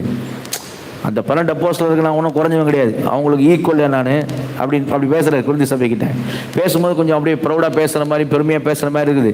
அவரே சொல்கிறார், ஆமாம் அப்படி தான் உங்களுக்கு தெரியுது நான் இப்படி பேசுகிறேன், ஏன் இப்படி பேசுகிறேன் அப்படின்ட்டு. அதே அதிகாரத்தில் அவர் சொல்கிற 23ஆம் வசனம் வாசிங்க. 23. அவர்கள் கிறிஸ்துவின் ஊழியக்காரரா? அவர்கள் கிறிஸ்துவின் ஊழியக்காரரா? நான் அதிகம். இங்கே வந்து ஈக்குவல் சொல்ல, நான் அதிகன்ட்டார். டேய், அவங்களோட நான் அதிகண்டா. அவன் கிறிஸ்து ஊழியக்காரரா? நான் அதை விட அதிகம் அப்படின்ட்டார். சரியா? வாசிக்க. புத்தியீனமாய் பேசுகிறேன். அதுதான். என்ன, எப்படி பேசுறேன்? புத்தியீனமா பேசுறேன். நான் பெருமையாக பேசுறேன்னா, ஆமாம் அப்படிதான் பெருமையாக தான் பேசுறேன். எப்படி பேசுறேன்னா, சரியா, புத்தீனமாக தான் பேசுகிறேன். ஆனால் புத்தீனமாக பேசினாலும் நான் இதான் காரியத்தை சொல்கிறேன். நான் அப்போஸ்தலன், அவங்களுக்கு ஈக்குவல், அவங்களையும் நான் அதிகம். ஏன்னா நான் அதிகமாக பிரயாசப்பட்டவன், அதிகமாக அடிபட்டவன். அதுக்கப்புறம் தான் அந்த பாடுகளை குறித்த லிஸ்ட் என்ன செய்ய முடியும், நம்ம பார்க்க முடியும். சரியா? ஆனால் உண்மை என்ன பவுலுக்கு தெரியும். உண்மை என்ன, இந்த இடத்துல கொரிந்து சபைக்கு சொல்கிறதுக்காக புத்தீனமாக பேசி சொல்கிறார், நான் அவங்களுக்கு ஈக்குவல், நான் அவங்களோட அதிகம் அப்படிங்கிறார். ஆனால் உண்மை என்ன, அதே கொரிந்து சபைக்கு முதல் நிருபத்தில் சொல்லியிருப்பார். முதல் நிருபத்தில் 1 கொரிந்தியர் 15 அதிகாரத்துக்கு வரும்பொழுது 9 வசனம் வாசிங்க. 1 கொரிந்தியர் 15:9 வாசிங்க. நான் அப்போஸ்தலர் எல்லாரிலும் சிறியவனாய் இருக்கிறேன். தேவனுடைய சபையை துன்பப்படுத்தினதினாலே நான் அப்போஸ்தலன் என்று பேர் பெறுவதற்கு பாத்திரன் அல்ல. அப்போஸ்தலன் பேர் பெறுவதற்கு நான் பாத்திரன் அல்ல. இதான் உண்மை, இதான் உண்மை. ஆனால் அங்கே புத்தீனமாக பேசுகிறார். புத்தீனமாக பேசினா அங்கே அப்படி சொல்கிறார். ஆனால் உண்மை என்னன்னு அவருக்கே தெரியும். ஏன்னா நான் பேர் பெறுவதற்கு பாத்திரம் இல்லை, ஏன்னா பாவியில் பிரதான பாவியாக இருந்தேன். அது மட்டும் இல்லை, அடுத்த வருஷம் வாசிங்க. அடுத்த வருஷம், ஆகிலும் நான் இருக்கிறது தேவ கிருபையினாலே இருக்கிறேன். அவர் எனக்கு அருளிய கிருபை விருதாவா இருக்கவில்லை. அவர்கள் எல்லாரிலும் நான் அதிகமாக அங்க நான் பிரயாசப்பட்டேன் அதிகமாகிறார்ல, இங்க சொல்ற ராமா நான் அதிகமாக பிரயாசப்பட்டேன். ஆகிலும் நான் அல்ல என்னுடனே இருக்கிற தேவ கிருபையே அப்படி செய்தது. அல்லேலூயா, அல்லேலூயா, அல்லேலூயா, அல்லேலூயா. இதான் உண்மை. சரி, தாழ்மையில் இது உண்மை. அங்கே வந்து என்ன பண்ணுறாரு, புத்தீனமாக பேசுகிறார். ஆனால் நம்ம புத்தீனமாக பேசுறதுல நம்ம என்ன புரிஞ்சுக்கலாம் அப்படின்னா, நான் ஒன்றும் அவங்களுக்கு குறைவெல்லாம் கிடையாது. சரியா? இன்னும் இன்ஃபேக்ட் சொல்லணும், அவங்களோட நான் அதிகம் அப்படிங்கிறாரு. அல்லேலூயா, அல்லேலூயா. அந்த 12 அப்போஸ்தலர் என்ன சொல்ல முடியுமோ அதே வார்த்தையை பவுலுடைய சொல்லுறது. அவர் தான் எழுதியிருக்காரு நிருபத்தை. சரியா? நம்ம அதை எப்படி எடுத்துக்கூடாது, ஆதி அப்போஸ்தலர் சபையில் முதல் நூற்றாண்டிலே கூட எப்படி எடுத்துக்கூடாதுலாம், இது வந்து கேப்பாலாம் இயேசுவோடு இருந்தவர்லப்பா, பவுல் எங்கடப்பா, பவுல் பின்னாடி வந்த ஆள் தானப்பா, அப்படி ஒருத்தனும் சொல்லக்கூடாது. அதுதான் சொல்ல, ஒருவனும் சொல்லக்கூடாது. ஏன்னா அவங்களுக்கு என்ன காரியமோ அதே தான் எனக்கும். அல்லேலூயா, அல்லேலூயா. அதே அந்த கலாத்திய சபையில் சொல்லுவார் பாருங்க, வாசிப்பேன். கலாத்தியர்ல 2 அதிகாரத்தில் 8 வசனம் வாசிங்க. கலாத்தியர் 2:8. விருத்த சேதனம் உள்ளவர்களுக்கு சுவிசேஷத்தை பிரசங்கிக்கும். 7:7 வாசிங்க. 7:8 வாசிங்க. அதுவும் அல்லாமல் விருத்த சேதனம் உள்ளவர்களுக்கு அப்போஸ்தலனாய் இருக்கும்படி பேதுருவை பலப்படுத்தினவர். யூதர்களுக்கு விருத்த சேதனம் உள்ளவர்களுக்கு அப்போஸ்தலனாய் இருக்கும்படி பேதுருவை பலப்படுத்தினவர். புறஜாதிகளுக்கு அப்போஸ்தலனாய் இருக்கும்படி என்னையும் பலப்படுத்தினபடியால் விருத்த சேதனம் உள்ளவர்களுக்கு சுவிசேஷத்தை பிரசங்கிக்கும்படி பேதுருவுக்கு கையளிக்கப்பட்டது போல விருத்த சேதனம் இல்லாதவர்களுக்கு பிரசங்கிக்கும்படி அது எனக்கும் கையளிக்கப்பட்டது என்று அவர்கள் கண்டு. அல்லேலூயா, அல்லேலூயா. யாருக்கு ஈக்குவலாச்சு பேசுறாரு? பேதுரு இயேசுவோடு இருந்தவர். சரியா? ஆனா பவுல் சொல்றாரு, பேதுருக்கு யூதர்களுக்கு பிரசங்கம் பண்ணும்படி கொடுக்கப்பட்டது போல புறஜாதிகளுக்கு பிரசங்கம் பண்ணும்படி எனக்கு கொடுக்கப்பட்டிருக்கிறது. பேதுரை பலப்படுத்தின அதே இயேசு கிறிஸ்து தான் என்னையும் பலப்படுத்தி இருக்கிறார். அல்லேலூயா, அல்லேலூயா. கொஞ்சம் கூட டிஃபரன்ஸ் கிடையாது, கொஞ்சம் வித்தியாசம் இல்லை. சரியா? அதே காரியம் தான், அப்படியே தான் அப்படின்னா. இன்ஃபேக்ட் சொன்னோன்னா பவுல் வந்து 3 பரலோகத்தையும் ஒரு உலகமாய் சொல்லி நரகத்தையும் ஒரு உலகமாக சொல்லணும்னு வச்சுக்கலாம். இது ஒரு உலகம், பரலோகம் ஒரு உலகம், நரகம் ஒரு உலகம். மூன்று உலகத்துக்கும் யாரை தெரியும்னா பவுல் தெரியும். அல்லேலூயா, 3 உலகத்துக்கு யாரை தெரியும்? பவுல் தெரியும். அப்படியால் தான் இந்த நிருபத்தை எழுதியிருக்கிறார். அல்லேலூயா. எப்படி 3 உலகத்துக்கு? அதே எபேசு பட்டணத்தில் தான் நடந்துச்சு. எபேசு பட்டணத்தில் பிசாசு துரத்ததான காரியத்தை குறித்து நம்ம அப்போஸ்தலர் நடவடிக்கைகள் 19 அதிகாரத்தில் பார்க்கும்போது, பிரதான ஆசாரியன் ஸ்கேவாவுடைய பிள்ளைங்க என்ன செய்கிறாங்க, பவுல் அங்கே போய் பிசாசு துரத்துறாங்க இல்லையா? அப்போஸ்தலர் 19 அதிகாரம் 13 வசனத்தில் வாசிங்க. அப்பொழுது தேசாந்திரிகளாய் திரிகிற மந்திரவாதிகளாகிய யூதரில் சிலர் பொல்லாத ஆவிகள் பிடித்திருக்கிறவர்கள் மேல் கர்த்தராகிய இயேசுவின் நாமத்தை சொல்ல துணிந்து பவுல் பிரசங்கிக்கிற இயேசுவின் பேரில் ஆணையிட்டு உங்களுக்கு கட்டளையிடுகிறோம் என்றார்கள். பிரதான ஆசாரியனாகிய ஸ்கேவா என்னும் எப்படி அந்த பிசாசை பார்த்து எப்படி சொன்னாங்க? என்ன பவுல் பிரசங்கிக்கிற இயேசுவின் பேரில் ஆணையிட்டு உன்னை கட்டளையிடுகிறோம் போ அப்படின்னாங்க. எப்படி? பவுல் பிரசங்கிக்கிற இயேசுவின் பேரில் ஆணை. இப்போ அந்த பிசாசு என்ன சொல்லிச்சு வாசிங்க 15 வசனத்துல. பொல்லாத ஆவி அவர்களை நோக்கி, இயேசுவையும் அறிவேன் பவுலையும் அறிவேன். இயேசுவை அறிவேன் பவுலையும் இயேசுவை அறிவேன். இயேசுவை தெரியாம பிசாசுக்கு எல்லாம் தெரியும். இயேசு நாமத்துல ஓடும். இயேசுவையும் அறிவேன் சொல்லாது, இயேசுவை அறிவேன். அது கூட எப்படி சொல்லு? பவுலையும் அறிவேன். அல்லேலூயா, அல்லேலூயா, அல்லேலூயா. அப்ப நரகத்துக்கு தெரியுது, யாரை தெரியும்? நரகத்துக்கு இயேசுவை தெரியும். கூட யாரையும் தெரியும்? இயேசுவை பிரசங்கிக்கிற பவுலையும் தெரியும். அல்லேலூயா. என்ன கேட்டது? நீங்க யாருன்னு கேட்டுச்சு. நீ யாரா இயேசு பேரு பவுல் பேரையும் சொல்ற? நீ யாரா? நீங்கள் யார்? அப்போ நரகத்துக்கு ஸ்கேவாவோட பிரதான பிள்ளைங்க தெரியல, நீங்க யார் அப்படின்னு கேட்குது. ஆனா யாரை தெரியுது? பவுலை தெரியுது. இன்னைக்கு உலகத்துக்கே யாரை தெரியும்? இன்னைக்கு கூட இந்த உலகத்துக்கே யாரை தெரியும்? பவுல தெரியும். அல்லேலூயா. ஹல்லேலூயா. பவுல் எதுல சாதிச்சாரு? சச்சின் டெண்டுல்கர் பரலோகம் தெரியும். பரலோகம் வந்து சச்சின் டெண்டுல்கர் தெரியும் சொன்னா பரலோகம் சொல்லுவான் we don't know. 6-4 அடிப்பாரு we don't know. சரியா? ஆமா சரியா. பெரிய சாதனை சாதிச்சாரு அவரு இவரு எவரும் இல்லை. ஸ்பீடா ஓடுவார் ரன்னிங்ல அத்லெட்டிக்ல அவரு பரலோகம் சொல்லுவான் we don't know. அதுல சாதிச்சாரு இதுல சாதிச்சாரு அவரை தெரியுமா இவரை தெரியுமா பரலோகம் சொல்லுவான் we don't know. ஆனா பவுல தெரியுமா அப்படின்னு கேட்ட பரலோகம் என்ன சொல்லும்? yes we know. அல்லேலூயா. ஹல்லேலூயா. பவுல் எங்களுக்கு நல்லா தெரியும். ஏன்னா பவுல் சாதிச்சது பவுல் என்ன சாதிச்சாரு? இந்த உலகத்தில் எந்த பேர் புகழும் இந்த உலகத்தினுடைய அவார்டு ரிவார்டெலாம் கிடையாது. பவுல் சாதிச்சது. ஆனால் இன்னைக்கு உலகம் முழுக்க பவுல் தெரியும். ஆனால் அவர் சாதிச்சது என்ன? அங்கே என்ன அப்போஸ்தலர் 25ஆம் அதிகாரத்தில் 19ஆம் வசனம் வாசிங்க. அப்போஸ்தலர் 25:19. தங்களுடைய மார்க்கத்தை குறித்தும் மரித்து போன இயேசு என்னும் ஒருவன் உயிரோடு இருக்கிறான் என்று பவுல் சாதித்ததை குறித்தும் சில தர்க்க விஷயங்களை அவன் பேரில் விரோதமாய் சொன்னார்கள். மரித்து போன இயேசு என்னும் ஒருவர் உயிரோடு இருக்கிறார் என்று பவுல் சாதித்ததை குறித்தும். அல்லேலூயா. ஹல்லேலூயா. அல்லேலூயா. ஹல்லேலூயா. நீங்கள் நான் எதை சாதிக்கிறது இல்லை. பவுல் அப்போஸ்தலனாகிய பவுல் எபேசியர் நிருபத்தை எழுதினவர் என்னத்தை சாதிச்சிருக்கிறார்? மரித்து இயேசு உயிரோடு இருக்கிறார். அல்லேலூயா. ஹல்லேலூயா. சாதிச்சிருக்கிறார். இந்த சாதனைக்கு இவன் வாங்குற கப்பு ரிவார்டு அவார்டு எல்லாம் இங்கேயே போயிடும். இங்கேயே விட்டுட்டு தான் போகணும் எல்லாத்தையும். ஒன்றும் மேலே பரலோகத்துக்கு வராது. ஆனால் இந்த சாதனைக்கு பரலோகமே எல்லாரும் முன்பாக பவுலை கூப்பிட்டு சரியா அந்த ரிவார்டு அவார்டு நீதியின் கிரீடம் எனக்கு வைக்கப்பட்டு இருக்கிறது. பவுல் சொல்றார், ஓட்டத்தை முடிச்சிட்டேன், விசுவாசத்தை காத்துக்கொண்டேன், நல்ல போராட்டத்தை போராடினேன், இது முதல் எனக்கு நீதியின் கிரீடம் இருக்கிறது. அல்லேலூயா. அந்த அவார்டு ஃபங்க்ஷனில் நான் நீதியின் கிரீடம் வாங்குவேன் அப்படிதான் சொல்றாரு. அங்கே வாங்குவார் பாருங்க. அப்போ எவ்வளோ கோடான கோடி சரியா ஜனங்கள். ஒரு மனுஷன் எண்ணக்கூடாத வெளிப்படுத்த 7-9 வாசிக்கலாம். குருத்துவலை கையில் பிடித்து ஒரு மனுஷன் எண்ணக்கூடாத ஜனங்கள் மனிதர்கள் சகல கோத்திரத்திலிருந்தும் சகல பாஷைக்காரர்கள் இருந்தோம் சகல ஜனங்களில் இருந்தோம் சரியா. அதோடு கூட யாரு? தேவ தூதர்கள் வேற. கோடான கோடி தேவ தூதர்களும் இங்கிருந்து போன மனிதர்களும் சரியா எல்லாரும் சேர்ந்து என்ன செஞ்சாகணும்? தேவ தூதர்கள்லாம் ரெக்கை வச்சு அடிச்சு ஆகணும். நம்ம எல்லாரும் என்ன செஞ்சாகணும்? கையை தட்டி ஆகணும். எப்போ? பவுலடிகள் மேலே ஏறும்போது கரங்க தெல்ல சொல்லுவோமா? நீதின் கிரீடத்தை கர்த்தராகிய இயேசு அவருக்கு சூட்டும் பொழுது. அல்லேலூயா. அங்க சூட்டப்படுகிற அது எப்படின்னு சொன்னா இங்க இருக்கிற மாதிரி காரியம் இல்லை. இங்க கழட்டி வச்சுட்டு அதோட போகும்போது சும்மா தான் போகணும். கல்லறைக்கு போகும்போது கிரீடம்லாம் போட்டுலாம் அனுப்ப மாட்டான். தூக்கி செல்ஃபி வச்சு தான் அனுப்புவான். நீ மட்டும் தனியா போ அப்படின்னு அனுப்புவான். ஆனா அங்க நித்தியமாய் அந்த கிரீடம் தலையில் இருக்கும். அல்லேலூயா. அல்லேலூயா. நம்ம வாஞ்சிக்கிறோம் அப்படின்னா which is permanent, எது நிரந்தரமானதோ எது நித்தியமானதோ சரியா அதைத்தான் நம்ம வாஞ்சிக்கல. பவுலடிகள் சொல்ல பாருங்க, தேவனுடைய சித்தத்தினாலே இயேசு கிறிஸ்துவின் அப்போஸ்தலனாகிய பவுல். அல்லேலூயா. அல்லேலூயா. இந்த ரெட்டிப்பு அதிகாரம் அங்க இருக்கிறத செய்யறோம் பார்க்காத முதல் காரியம். ரெண்டாவது வாசிங்க எபேசியர் 1ஆம் அதிகாரத்துல 1ஆம் வசனம் 2ஆம் வசனம் வாசிங்க. எபேசியர் 1ஆம் அதிகாரம் 1ஆம் வசனம் வாசிங்க. தேவனுடைய சித்தத்தினாலே இயேசு கிறிஸ்துவின் அப்போஸ்தலனாகிய பவுல் எபேசுவிலே கிறிஸ்து இயேசுவுக்குள் விசுவாசிகளாய் இருக்கிற பரிசுத்தவான்களுக்கு எழுதுகிறதா. அங்க பாத்தீங்கன்னா அப்போஸ்தலன் அப்படின்னு சொல்லக்கூடிய அவருக்கு 2 அதிகாரம். தேவனுடைய சித்தத்தினாலே இயேசு கிறிஸ்துவின் அப்போஸ்தலன் சொல்றாரு.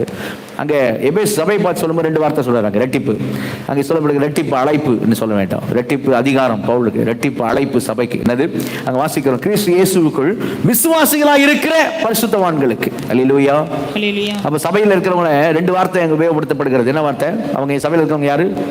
விசுவாசி. இன்னொன்னு பரிசுத்தவான்கள். அல்லேலூயா. ரெட்டிப்பு அழைப்பு. விசுவாசி ஏன் அழைப்புன்னு சொல்றேன் பார்ப்போம். விசுவாசி பரிசுத்தவான். அல்லேலூயா.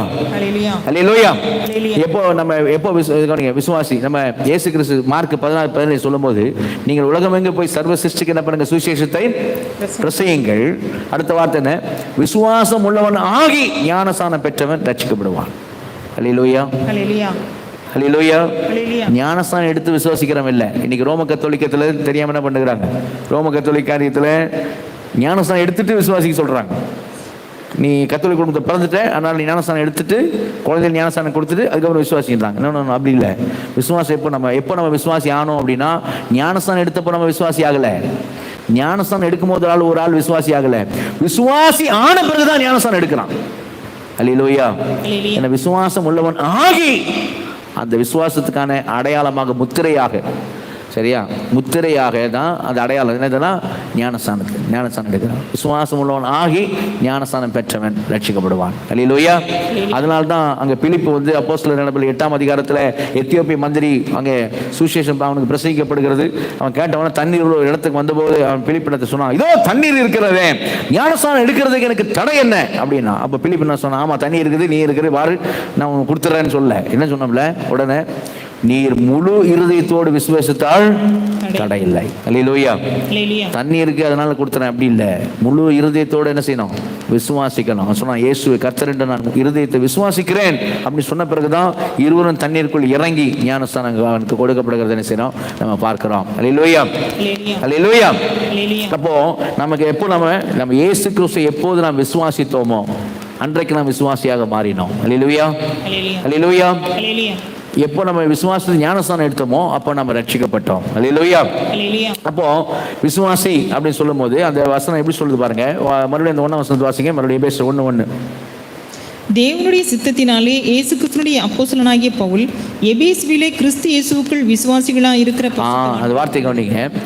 இயேசு கிறிஸ்துவுக்குள் கவனிங்க. இயேசு கிறிஸ்துவுக்குள் விசுவாசிகளாய் இருக்கிற, விசுவாசியா இருந்த, விசுவாசம் இருக்க போகிற, விசுவாசிகளா இருக்கிற அப்படின்னா இப்பயும் அந்த விசுவாசம் இப்போ எப்போ விசுவாசம் ஆரம்பிச்சது உனக்குள்ள, அதே விசுவாசம், ஒரே விசுவாசம் தான், அதே விசுவாசம் இப்பயும் இன்னைக்கும் உனக்குள்ள என்ன செய்யணும், இருக்கணும். அப்படிப்பட்டவங்களுக்கு தான் நிருபம் எழுதப்பட்டிருக்கிறது.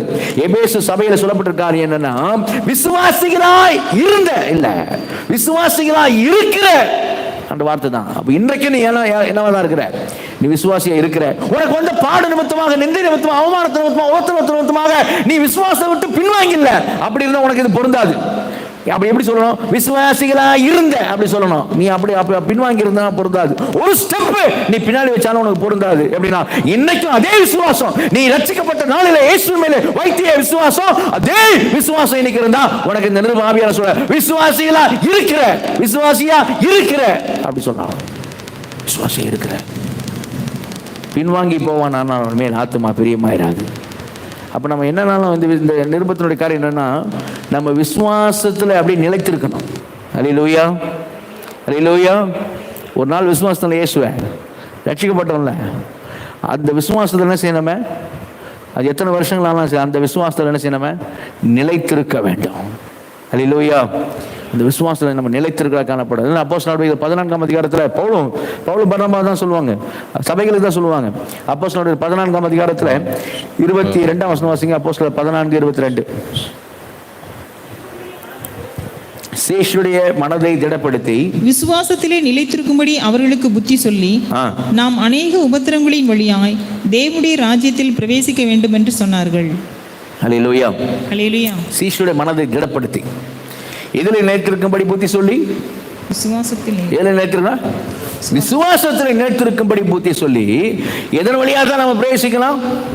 இன்னைக்கு வாழ்க்கையில் உபத்திரம் இருக்கா, செய்தி கேட்கிற நம்ம வாழ்க்கையில் இன்றைக்கு உபத்திரம் இருக்கா, இருக்கலாம், சூப்பர். ஏன்னா அநேக உபத்திரம் வழியாக தான் நீங்க பிரவேசிக்கலாம், தேவ ராஜ்யத்துக்குள்ளே பிரவேசிக்க வேண்டும்.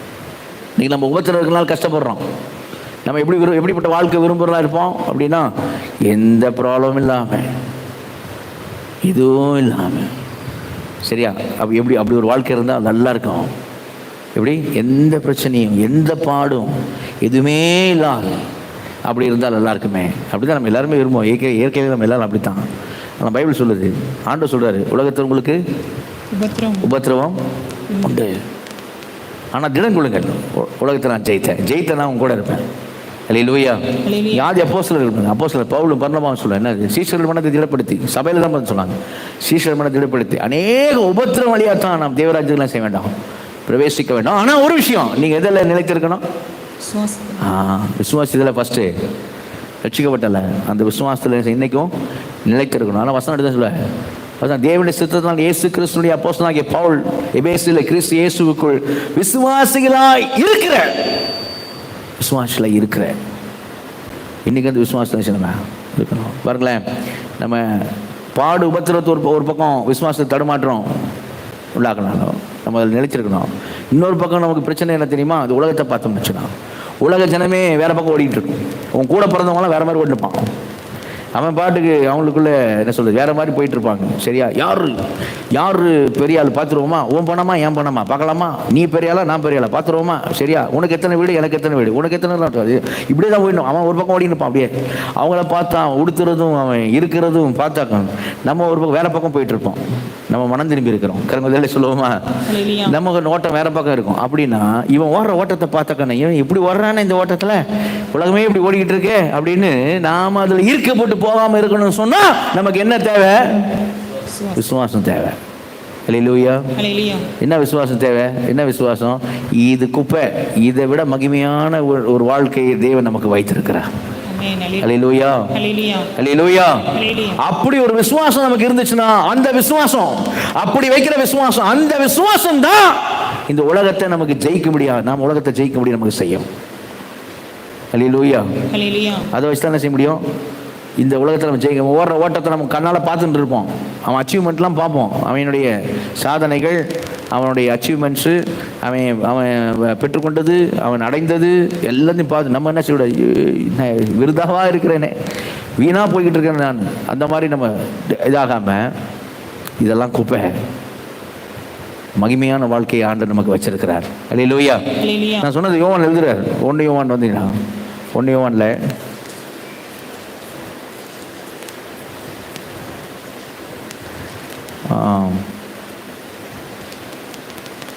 5ஆம் அதிகாரம் 4வது வசனம். தேவனால் பிறப்பதெல்லாம் உலகத்தை ஜெயிக்கும். தேவனால் பிறப்பதெல்லாம் உலகத்தை ஜெயிக்கும். நம்முடைய விசுவாசமே உலகத்தை ஜெயிக்கிற ஜெயம். அல்லேலூயா. நம்முடைய விசுவாசமே உலகத்தை ஜெயிக்கிற ஜெயம். ஏதோ வச்சு தான் உலகத்தை ஜெயிக்க முடியும். இப்போ இருக்கிற உலகம் ரொம்ப பொல்லாத உலகம், பயங்கர கவர்ச்சியா இருக்கு. இப்போ இருக்கிற உலகம் பயங்கர கவர்ச்சி. நம்ம உலகத்தானோட பார்த்தோன்னீங்களே, உலகத்தானோட போனா அவனுக்கு ஈக்குவலா நம்மளும் வரணும். அவன் அது ஆண்டு பிள்ளை, நான் அடைஞ்சிடணும், நான் இதான் அப்படின்னு. அப்படி இல்லை, நம்ம ஓட்டமே வேற. அல்லேலூயா. பைபிள் முதலாவது என்ன பண்ணுங்க, அவனுக்குரியதை தேடுங்கள் அப்படி சொல்லுங்க. முதலாவது அவனுக்குரியதெல்லாம் நீங்க தேடுங்கள் அப்படி இருக்கு பைபிள்ல. முதலாவது தேவனுடைய ராஜ்யத்தை தேடுங்கள், தேவனுடைய ராஜ்யத்தையே தேடுங்கள், பூமிக்குரியது அல்ல. என்னது? சரியா? கிறிஸ்து வலதுபார்சத்தை விட்டு இருக்கிறதை தேடுங்கள், நாடுங்கள். இதை இல்லை அப்படிதான், இதல்ல அப்படிதான் சொல்லுது. இதை அல்ல நமக்கு புத்தி சொல்றதுக்காக ஆவியானவர் எபிரேயர் 11 அதிகாரத்தில் பழைய ஏற்பாடு பரிசுத்தவான்களா கொண்டு தெரியாது. அவர்கள் விட்டு வந்த தேசத்தை நேற்றனால் அதுக்கு போறதுக்கு அவருக்கு சமயம் கிடைத்திருக்குமே, அதை அல்ல, அதுல மேன்மையான பரம தேசத்தையே விரும்பினார்கள். இதே அல்ல, விட்டு வந்ததல்ல, பரம தேசத்தையே விரும்பினார்கள். ஆதலால் தேவன் அவர்களுக்கு ஒரு நகரத்தை ஆயத்தம் பண்ணுகிறார். தேவன் அவர்களுக்கு அவருடைய தேவன் என்று சொல்லப்படுகிறது, அவரும் வெட்கப்படுகிறது இல்லை. அல்லேலூயா. அழகா போட்டிருக்கு. சரியா? இந்த உலகம் அவர்களுக்கு பாத்திரமாக இல்லை. எபிரேயர் 11 அதிகாரம் போடுது, உலகம் அவர் பாத்திரமாக இல்லை. அனித்தியமான பாவ சந்தோஷம் அனுபவி பார்க்க தேவ ஜனங்களோட துன்பத்தை அனுபவி தெரிந்து கொண்டு இனி வரும் பலன் மேல் நோக்கமாக இருந்து கிறிஸ்து நிமித்தம் வருகிற நிந்தை அதிக பாக்கியம் என்று எண்ணினான். ஒருத்தரையும் போட்டிருக்கு. எகிப்தில் பொக்கிஷங்கள் அதெல்லாம் வெறுத்து இல்லையா, வெறுத்து அப்படிதான் வாசிக்கிறோம் பாருங்க. பழைய ஏற்பாடு பரிசுத்தம் வச்சு நமக்கு சொல்லப்பட்டிருக்கு. அதுக்கப்புறம் 12ஆம் அதிகாரம் வரும்போது அவங்கெல்லாம் ஓடின மாதிரி நம்மளும் பொறுமையோடு, ஆமா இப்படி இல்லை, இந்த சைடு இல்லை, இந்த பக்கம் பொறுமையோடு ஓடக்கடவோம். அல்லேலூயா. அப்போ அதுதான் உணர்த்துறாரு எபேசு சபைக்கு பவுல். எப்படி இருக்கிற தேவனுடைய சித்தத்தால் இயேசு கிறிஸ்து அப்போஸ்தலனாகிய பவுல் கிறிஸ்து இயேசுவுக்குள் எபேசுவில் கிறிஸ்து இயேசுவுக்குள் விசுவாசிகளாக இருக்கிற பரிசுத்தவான்களுக்கு எழுதுதான். அல்லேலூயா. 2வது வார்த்தை வாசிங்க மறுபடியும், அந்த எபேசு 1:1 வாசிங்க. தேவனுடைய சித்தத்தினாலே இயேசு கிறிஸ்துவினுடைய அப்போஸ்தலனாகிய பவுல் எபேசுவிலே கிறிஸ்து இயேசுவுக்குள் விசுவாசிகளாக இருக்கிற பரிசுத்தவான்களுக்கு எழுதுகிறார். 2வது வார்த்தை பரிசுத்தவான்கள். அல்லேலூயா. விசுவாசிகளா இருக்கிற. அப்போ விசுவாசத்துல நம்ம என்ன செய்யணும் தெரியுமா? பைபிள்ல சொல்லுதுமா, விசுவாசத்துல நம்ம வளரணும், விசுவாசத்துல நம்ம பெருகணும். அல்லேலூயா. விசுவாசம் என்ன பண்ண மாட்டேன், ஒரே விசுவாசம், ஆனால் அந்த விசுவாசம் என்ன செய்ய மாட்டேன், பெருகணும். விசுவாசத்தில் நம்ம பெருக வேண்டும். ஏன்னா தெசலோனிக்கேயர் சபை மாதிரி சபைக்கு பவுல் சொல்ற ஒரு வார்த்தை வாசிங்க. 1 தெசலோனிக்கேயர் 1ஆம் அதிகாரத்தில் 2 தெசலோனிக்கேயர் 1ஆம் அதிகாரம் 3ஆம் வசனம் வாசிங்க. 2 தெசலோனிக்கேயர் 1ஆம் அதிகாரம் 3ஆம் வசனம். சகோதரரே, நாங்கள் எப்பொழுதும் உங்களுக்காக தேவனை ஸ்தோத்திரிக்க கடனாளிகளா இருக்கிறோம். உங்கள் விசுவாசம் மிகவும் பெருகுகிறபடினாலும் பெருகி உங்கள் விசுவாசம் மிகவும் பெருகிறபடினாலும் நீங்கள் எல்லாரும் ஒருவரில் ஒருவர் வைத்திருக்கிற அன்பு அதிகரிக்கிறபடினாலும் அப்படி செய்கிறது தகுதியா இருக்கிறது. எப்படி சகோதரரே, நாங்கள் எப்போதும் உங்களுக்காக தேவனை ஸ்தோத்திரிக்க கடனாளிகளா இருக்கிறோம். ஊழியக்காரன் நாங்க உங்கள் நிமித்தம் தேவனை ஸ்தோத்திரிக்க கடனாளியா இருக்கிறோம். ஏன்னா சபையே உங்கள்கிட்ட என்ன என்ன என்ன பெருகுது? உங்கள் விசுவாசம் மிகவும் பெருகிறபடினால், மிகவும் பார்த்துப்படுங்க, மிகவும் பெருகிறபடினால். அல்லேலூயா. எது பெருகணும்? விசுவாசம். நம்ம விசுவாசம் பெருகுதா குறுகுதா?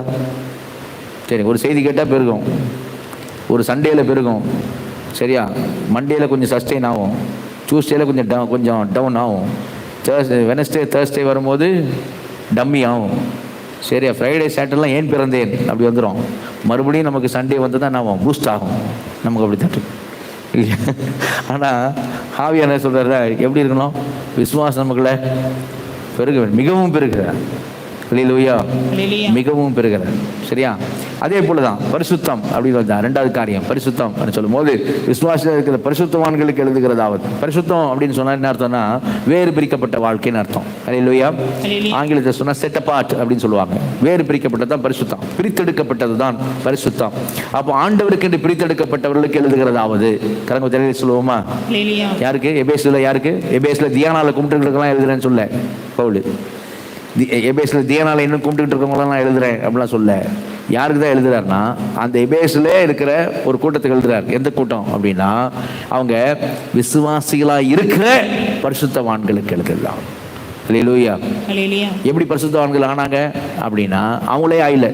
யாரும் பரிசுத்தவானா பிறக்கிறதும் இல்லை, நான் பரிசுத்தம் ஆயிட போறேன் அப்படின்னு சொல்லி யாரும் ஆகிறதும் இல்லை. அப்படி யாரும் ஆக முடியாது.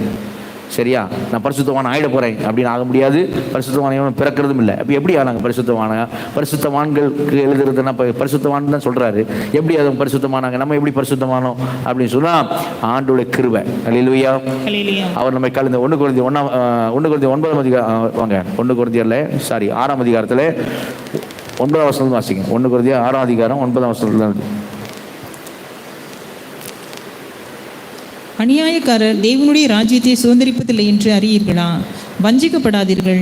வேசி மார்க்கத்தாரும் விக்கிரக ஆராதனைக்காரரும் விபச்சாரக்காரரும் சுய புணர்ச்சிக்காரரும் ஆண் புணர்ச்சிக்காரரும் திருடரும் பொருளாசைக்காரரும் வெறியரும் உதாசீனரும் கொள்ளைக்காரரும் தேவனுடைய ராஜ்யத்தை சுதந்திரிப்பதில்லை. அவர்களாம் தேவ ராஜ்யத்தை சுதந்திரிப்பதில்லை. உங்களில் சிலர் இப்படிப்பட்டவர்களா இருந்தீர்கள். வார்த்தை கவனிச்சீங்களா? இப்படிப்பட்டவர்களா இருந்தீர்கள். ஆயினும் கர்த்தராகிய இயேசுவின் நாமத்தினாலும் நமது தேவனுடைய ஆவியினாலும் கழுவப்பட்டீர்கள், பரிசுத்தமாக்கப்பட்டீர்கள், நீதிமான்கள் ஆக்கப்பட்டீர்கள். அல்லேலூயா. பட்டீர்கள். நீங்கள் ஆகவில்லை, நீங்கள் ஆக்கப்பட்டீர்கள். அல்லேலூயா. நீங்கள் பரிசுத்தவான்கள் ஆனீர்கள் அப்படி இல்லை, நீங்களே ஆனீர்கள் இல்லை, நீங்கள் ஆக்கப்பட்டீர்கள். அதேதான் அங்க எபேசு சபைக்கும் கொரிந்து சபைக்கும் எபேசு சபைக்கும் என்னது? அவர்கள் பரிசுத்தவான்களுக்கு எழுதுகிறதாவது அப்படின்னா அவர்கள் பரிசுத்தவான்கள் ஆக்கப்பட்டவர்கள். நமக்கு அதேதான். நம்ம யாரு? பரிசுத்தவான்கள் ஆக்கப்பட்டவர்கள். அல்லேலூயா. அல்லேலூயா. அப்போ பரிசுத்தவான்கள் ஆக்கப்பட்டோன்னு ஓகே ஃபுல்லா நான் பரிசுத்தமாயிட்டேன் அப்படி சொல்லிடலாமா? இல்லையே, அப்படி இல்லையே. ஏன்னா அங்கே வெளிப்படுத்த விசேஷத்தில் ஆண்டவராக இயேசு சொல்லும் போது எப்படி சொல்லிடுறாரு? வாசிக்க. வெளிப்படுத்த 22ஆம் அதிகாரத்தில், வெளிப்படுத்த 22ல் 11ஆம் வசனம். அநியாயம் செய்கிறவன் இன்னும் அநியாயம் செய்யட்டும், அசுத்தமாயிருக்கிறவன் இன்னும் அசுத்தமாயிருக்கட்டும், நீதி உள்ளவன் இன்னும் நீதி செய்யட்டும், பரிசுத்தம் உள்ளவன் இன்னும் பரிசுத்தமாகட்டும், பரிசுத்தம் உள்ளவன் இன்னும் பரிசுத்தமாகட்டும், இன்னும் பரிசுத்தம். சரியா? அப்ப இதுவுமே இப்படிதான். விசுவாசத்துல நம்ம என்ன செய்யணும்? பெருகணும். பரிசுத்தத்துல வளரணும். அல்லேலூயா. இன்னும் பரிசுத்தம், இன்னும் எந்த அளவுக்கு போனோம் அப்படின்னு எபேசு நிருபத்திலே சொல்லிடுறாரு. அதே நம்ம பார்க்குற அதே நிருபத்திலே எந்த அளவுக்கு அவன் போனோன்ற போட்டிருப்பாரு. எபேசியர்ல, எபேசு 4ஆம் அதிகாரத்தில் வாங்க. எபேசு 4ஆம் அதிகாரத்தில் 11ஆம் வசனம்.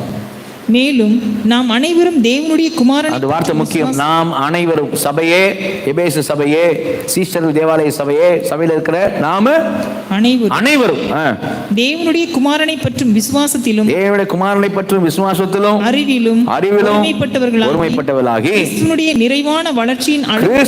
நிறைவான வளர்ச்சியின் அளவுக்கு தக்க பூரண புருஷராகும் வரைக்கும். அல்லேலூயா. இது வரைக்கும் பரிசுத்தத்தில் நம்ம வளரணும்.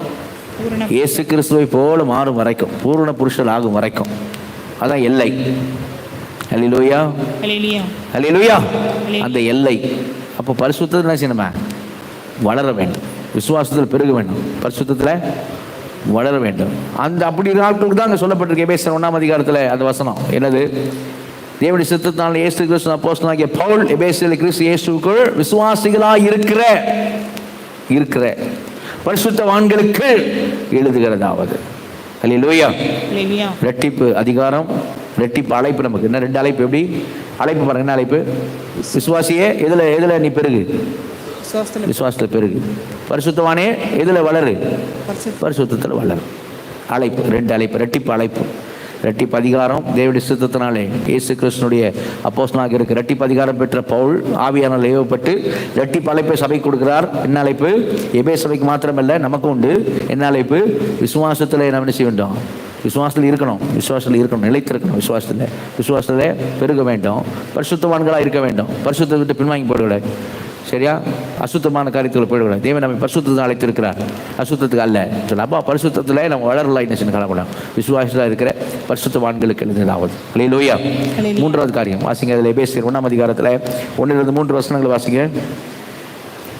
தேவனுடைய சித்தத்தினாலே இயேசு கிறிஸ்துவினுடைய அப்போஸ்தலனாகிய பவுல் எபேசுவிலே கிறிஸ்து இயேசுவுக்குள் விசுவாசிகளாய் இருக்கிற பரிசுத்தவான்களுக்கு எழுதுகிறதாவது, நம்முடைய பிதாவாகிய தேவனாலும் கர்த்தராகிய இயேசு கிறிஸ்துவினாலும் உங்களுக்கு கிருபையும் சமாதானமும் உண்டாவதாக. டபுள் எங்க பாருங்க. உங்களுக்கு என்ன உண்டாவதாக? கிருபையும் சமாதானம் உண்டாவதாக. அல்லேலூயா. ரெட்டிப்பு அலங்காரம், டெக்கரேஷன், ரெட்டிப்பு அலங்காரம். என்னது? கிருபையும் சமாதானம். அல்லேலூயா. பாருங்களேன், அந்த எபேசு சபையில் கவனிங்க. எபேசு சபையில் 2 வகையான கூட்டம் இருந்துச்சு. யூதர்லேருந்து ரட்சிக்கப்பட்டவங்க இருந்தாங்க, புறஜாதியிலிருந்து ரட்சிக்கப்பட்டவங்க இருந்தாங்க. சரியா? யூதர்கள் எப்படின்னு சொன்னால் எபிரேயர்கள். அவர்கள் யூதர்கள் எப்படின்னா ஒருத்தர் சந்திக்கும் போது அவங்களுக்கு ரொம்ப முக்கியம் தெரியுமா? அவங்க முக்கியமாக சந்திக்கும் போது ஒருத்தர் சொல்லுவோம் ஷாலோம் சொல்லுவாங்க. ஷாலோம் அப்படின்வாங்க. சரி, நம்ம இப்போ பிரைஸ் லார்ட் சொல்கிறோம்ல, பிரைஸ் லார்ட் பிரதர் அப்படிங்கிறோம்ல, பிரைஸ் லார்ட் பிரதர் அப்படின்னா அவங்க யூதர்கள் ஒருத்தர் சந்திக்கும் போது என்ன செய்வாங்க அப்படின்னா ஷாலோம் அப்படின்வாங்க. அப்படின்னா உனக்கு சமாதானம். அல்லேலூயா. அதனால இயேசு உயிர்த்தெழுந்த பிறகு பூட்டி இருக்கிற அறை வீட்டில் உள்ள பிரவேசித்து சீசரில் பாட்டு என்ன சொன்னார்? உங்களுக்கு ஷாலோம், உங்களுக்கு சமாதானம். ஏன்னா அவர்களும் யூதர்கள், அவர் ஒரு யூதனாக தான் வந்தார். உங்களுக்கு சமாதானம் சொன்னார். சரியா? அப்போ அந்த வார்த்தை இங்கே பவுல் யூஸ் பண்ணுறது எதுக்காக அப்படின்னா, அங்கே ஷாலோம் உள்ள ஆட்கள் இருக்கிறாங்க சபையில், யூதர்கள் ரட்சிக்கப்பட்டவர் இருக்கிறான், அவனுக்கு சமாதானம் உண்டாவதாக. புறஜாதிகள் மெயினாக என்ன காரியம் அப்படின்னா கிருபை. அல்லேலூயா. யூதர்களுக்கு கிருபை உண்டு. கிருபை இல்லாமல் யாரும் ரட்சிக்கப்பட முடியாது. ஆனால் புறஜாதிகள் ரொம்ப விரும்புகிற வார்த்தை என்னன்னு சொன்னால் கிருபை. நம்ம கூட ரொம்ப விரும்புகிற வார்த்தை எதுமா? கிருபை தான். சரியா? கிருபை தான் நிறைய பாட்டு. ஏதாவது சமாதானத்தை பற்றி பாட்டு இருக்கா பார்த்தீங்கன்னா, நிறைய பாட்டு இருக்கா பார்த்தீங்கன்னா, நம்ம ஆள் பாடுற பாட்டெல்லாம் பாருங்கள், கிருபை தான் பாடிட்டு இருப்பாங்க. சரியா? உங்கள் கிருபை தான் நான் மாறுறேன், கிருபை தான், கிருபை எல்லாம் கிருபை. சமாதானம் நிச்சயம் அவ்வளோ பாட மாட்டுறாங்க. கிருபை தான் பாட்டுப்பாங்க. ஏன்னா இந்த மாதிரி புறஜாதிகளுக்கு ரொம்ப இதனால அந்த கிருபை தான் உண்மையிலே. சரியா? கிருபையில் தான் நம்ம அந்த நல்ல ஒளி முறை இயேசு கிறிஸ்துவில் ஒட்ட வைக்கப்பட்டிருக்கிறோம். அல்லேலூயா. அல்லேலூயா. ஆனா 2மே சொல்ல ரெட்டிப்பு அலங்காரம். அல்லேலூயா. அல்லேலூயா. அப்போ அந்த பாருங்களேன், 2க்கும் 2 காரியத்துக்கும் சம்பந்தம் உண்டு. 2 அலங்காரத்துக்கும் சம்பந்தம் உண்டு. சரிங்களா? அப்போது இந்த ஏதோ உதாரணமாக சொல்கிறேன்னு சொல்ல, நான் இப்படி சொல்கிறேன், இப்படி புரிஞ்சுக்கிறதுக்காக சொல்கிறேன். ரெட்டை ஜடை மாதிரி பெண்கள், கேர்ள்ஸ் ரெட்டை ஜடை மாதிரி ஒரு ஜடையை மட்டும் புரிஞ்சுக்கிட்டு ஒரு ஜடையை அப்படி அவுத்து போட்டிருந்தா எப்படி இருக்கும்? இது பக்கம் இந்த பக்கம் பின்னாமல் அப்படி விட்டுரு, இந்த பக்கம் மட்டும் பின்னி அப்படி போட்டிருந்தா எப்படி இருக்கும்? அசிங்கமாக இருக்கணும் பார்க்க. அப்படிதான் இது. ஏன்னா 2 அலங்காரம், ரெட்டிப்பு அலங்காரம். என்னன்னா கிருபை சமாதானம். அல்லேலூயா. எப்படி இது 2 ஒன்று காம்ப்ளிமெண்ட் பண்ணுது அப்படின்னு சொல்லி பார்த்தீங்கன்னா, ரோமர் 3ஆம் அதிகாரத்துக்கு வாங்க. ரோமர் 3ஆம் அதிகாரம் 23-24 வசனம் வாசிங்க. ரோமர் 3ல் 23-24 வசனம்.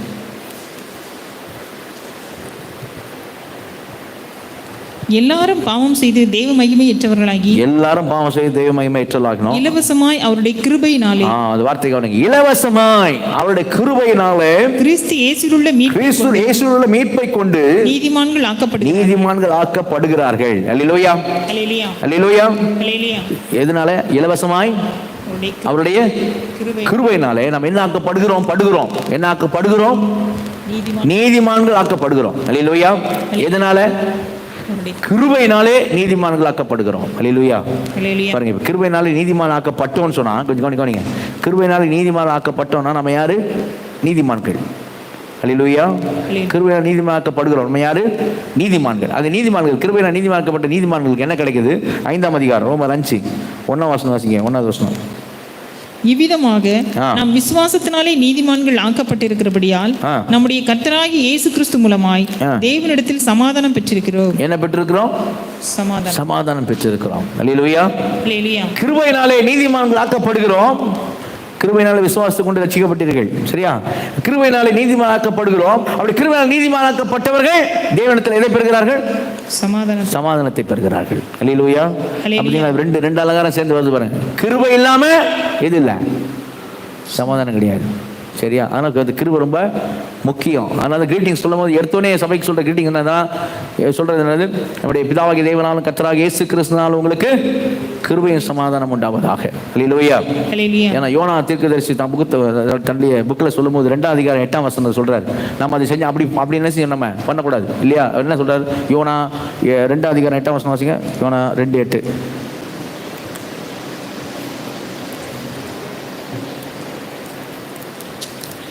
பொய்யான மாயையை பற்றிக் கொள்கிறவர்கள் 1074 பக்கம். பொய்யான மாயையை பற்றிக் கொள்கிறவர்கள் தங்களுக்கு வரும் கிருபையை போக்கடிக்கிறார்கள். யாரு? பொய்யான மாயையை பற்றிக் கொள்கிறவர்கள். உலகத்து மாயை, உலகம் மாயை மாயை மாயை. இந்த உலகத்தின் காரியத்தை பற்றிக் கொள்கிறவர்கள் என்ன பண்றாங்களாம்? எதை போக்கடிச்சிடறாங்க? கிருபையை. தங்களுக்கு வரும். எவ்வளவு அழகா போட்டுருப்பாங்க. தங்களுக்கு வரும். அது கொடுக்கப்படுகிறது கிருபை. சரியா? யார்கிட்டையும் உள்ள இல்லை. இன்னைக்கு தெரியாம ஒரு கூட்டம் ரோம கத்தோலிக்கத்தில் அருள் நிறைந்த மரியே வாழ்க அப்படிங்கிறாங்க. அருள் நிறைந்த மரியங்கிறான். அருள்னா கிருபை நிறைந்த மரியே. கிருபை நிறைந்த மரியே கிடையாது. கிருபை கொடுக்கப்பட்டது. கிருபை பெற்றவளே வாழ்க அப்படிதான் சொன்னான் தூதன்.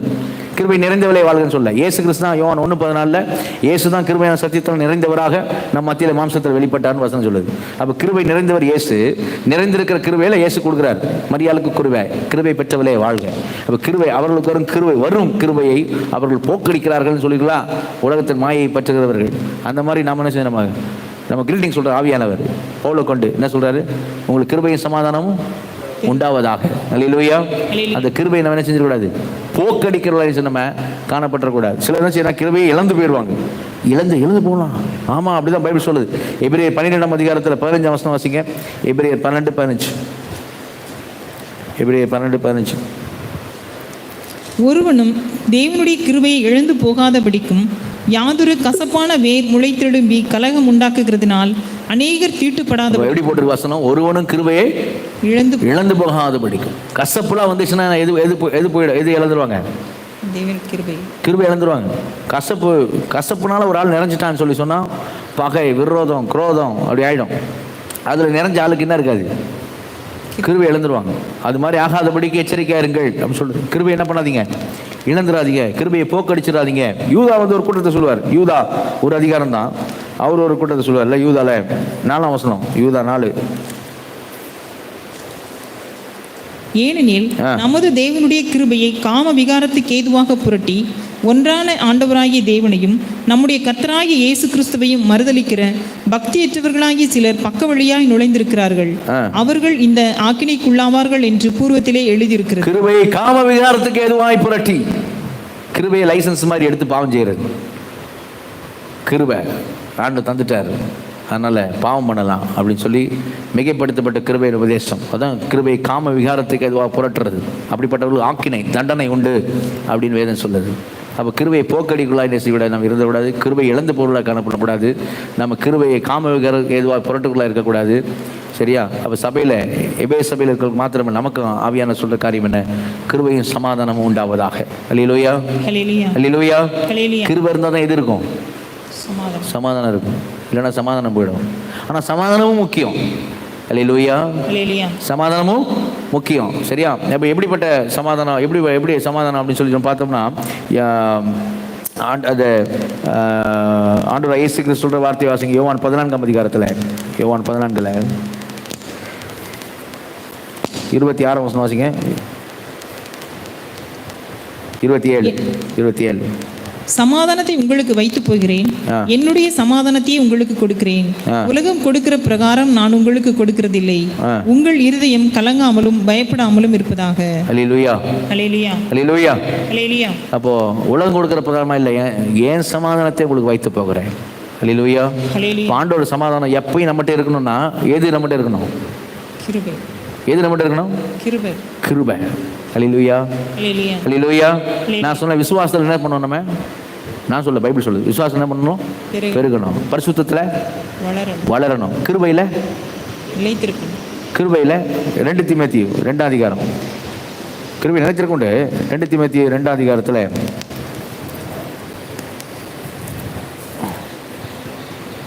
1ஆம் வசனம்.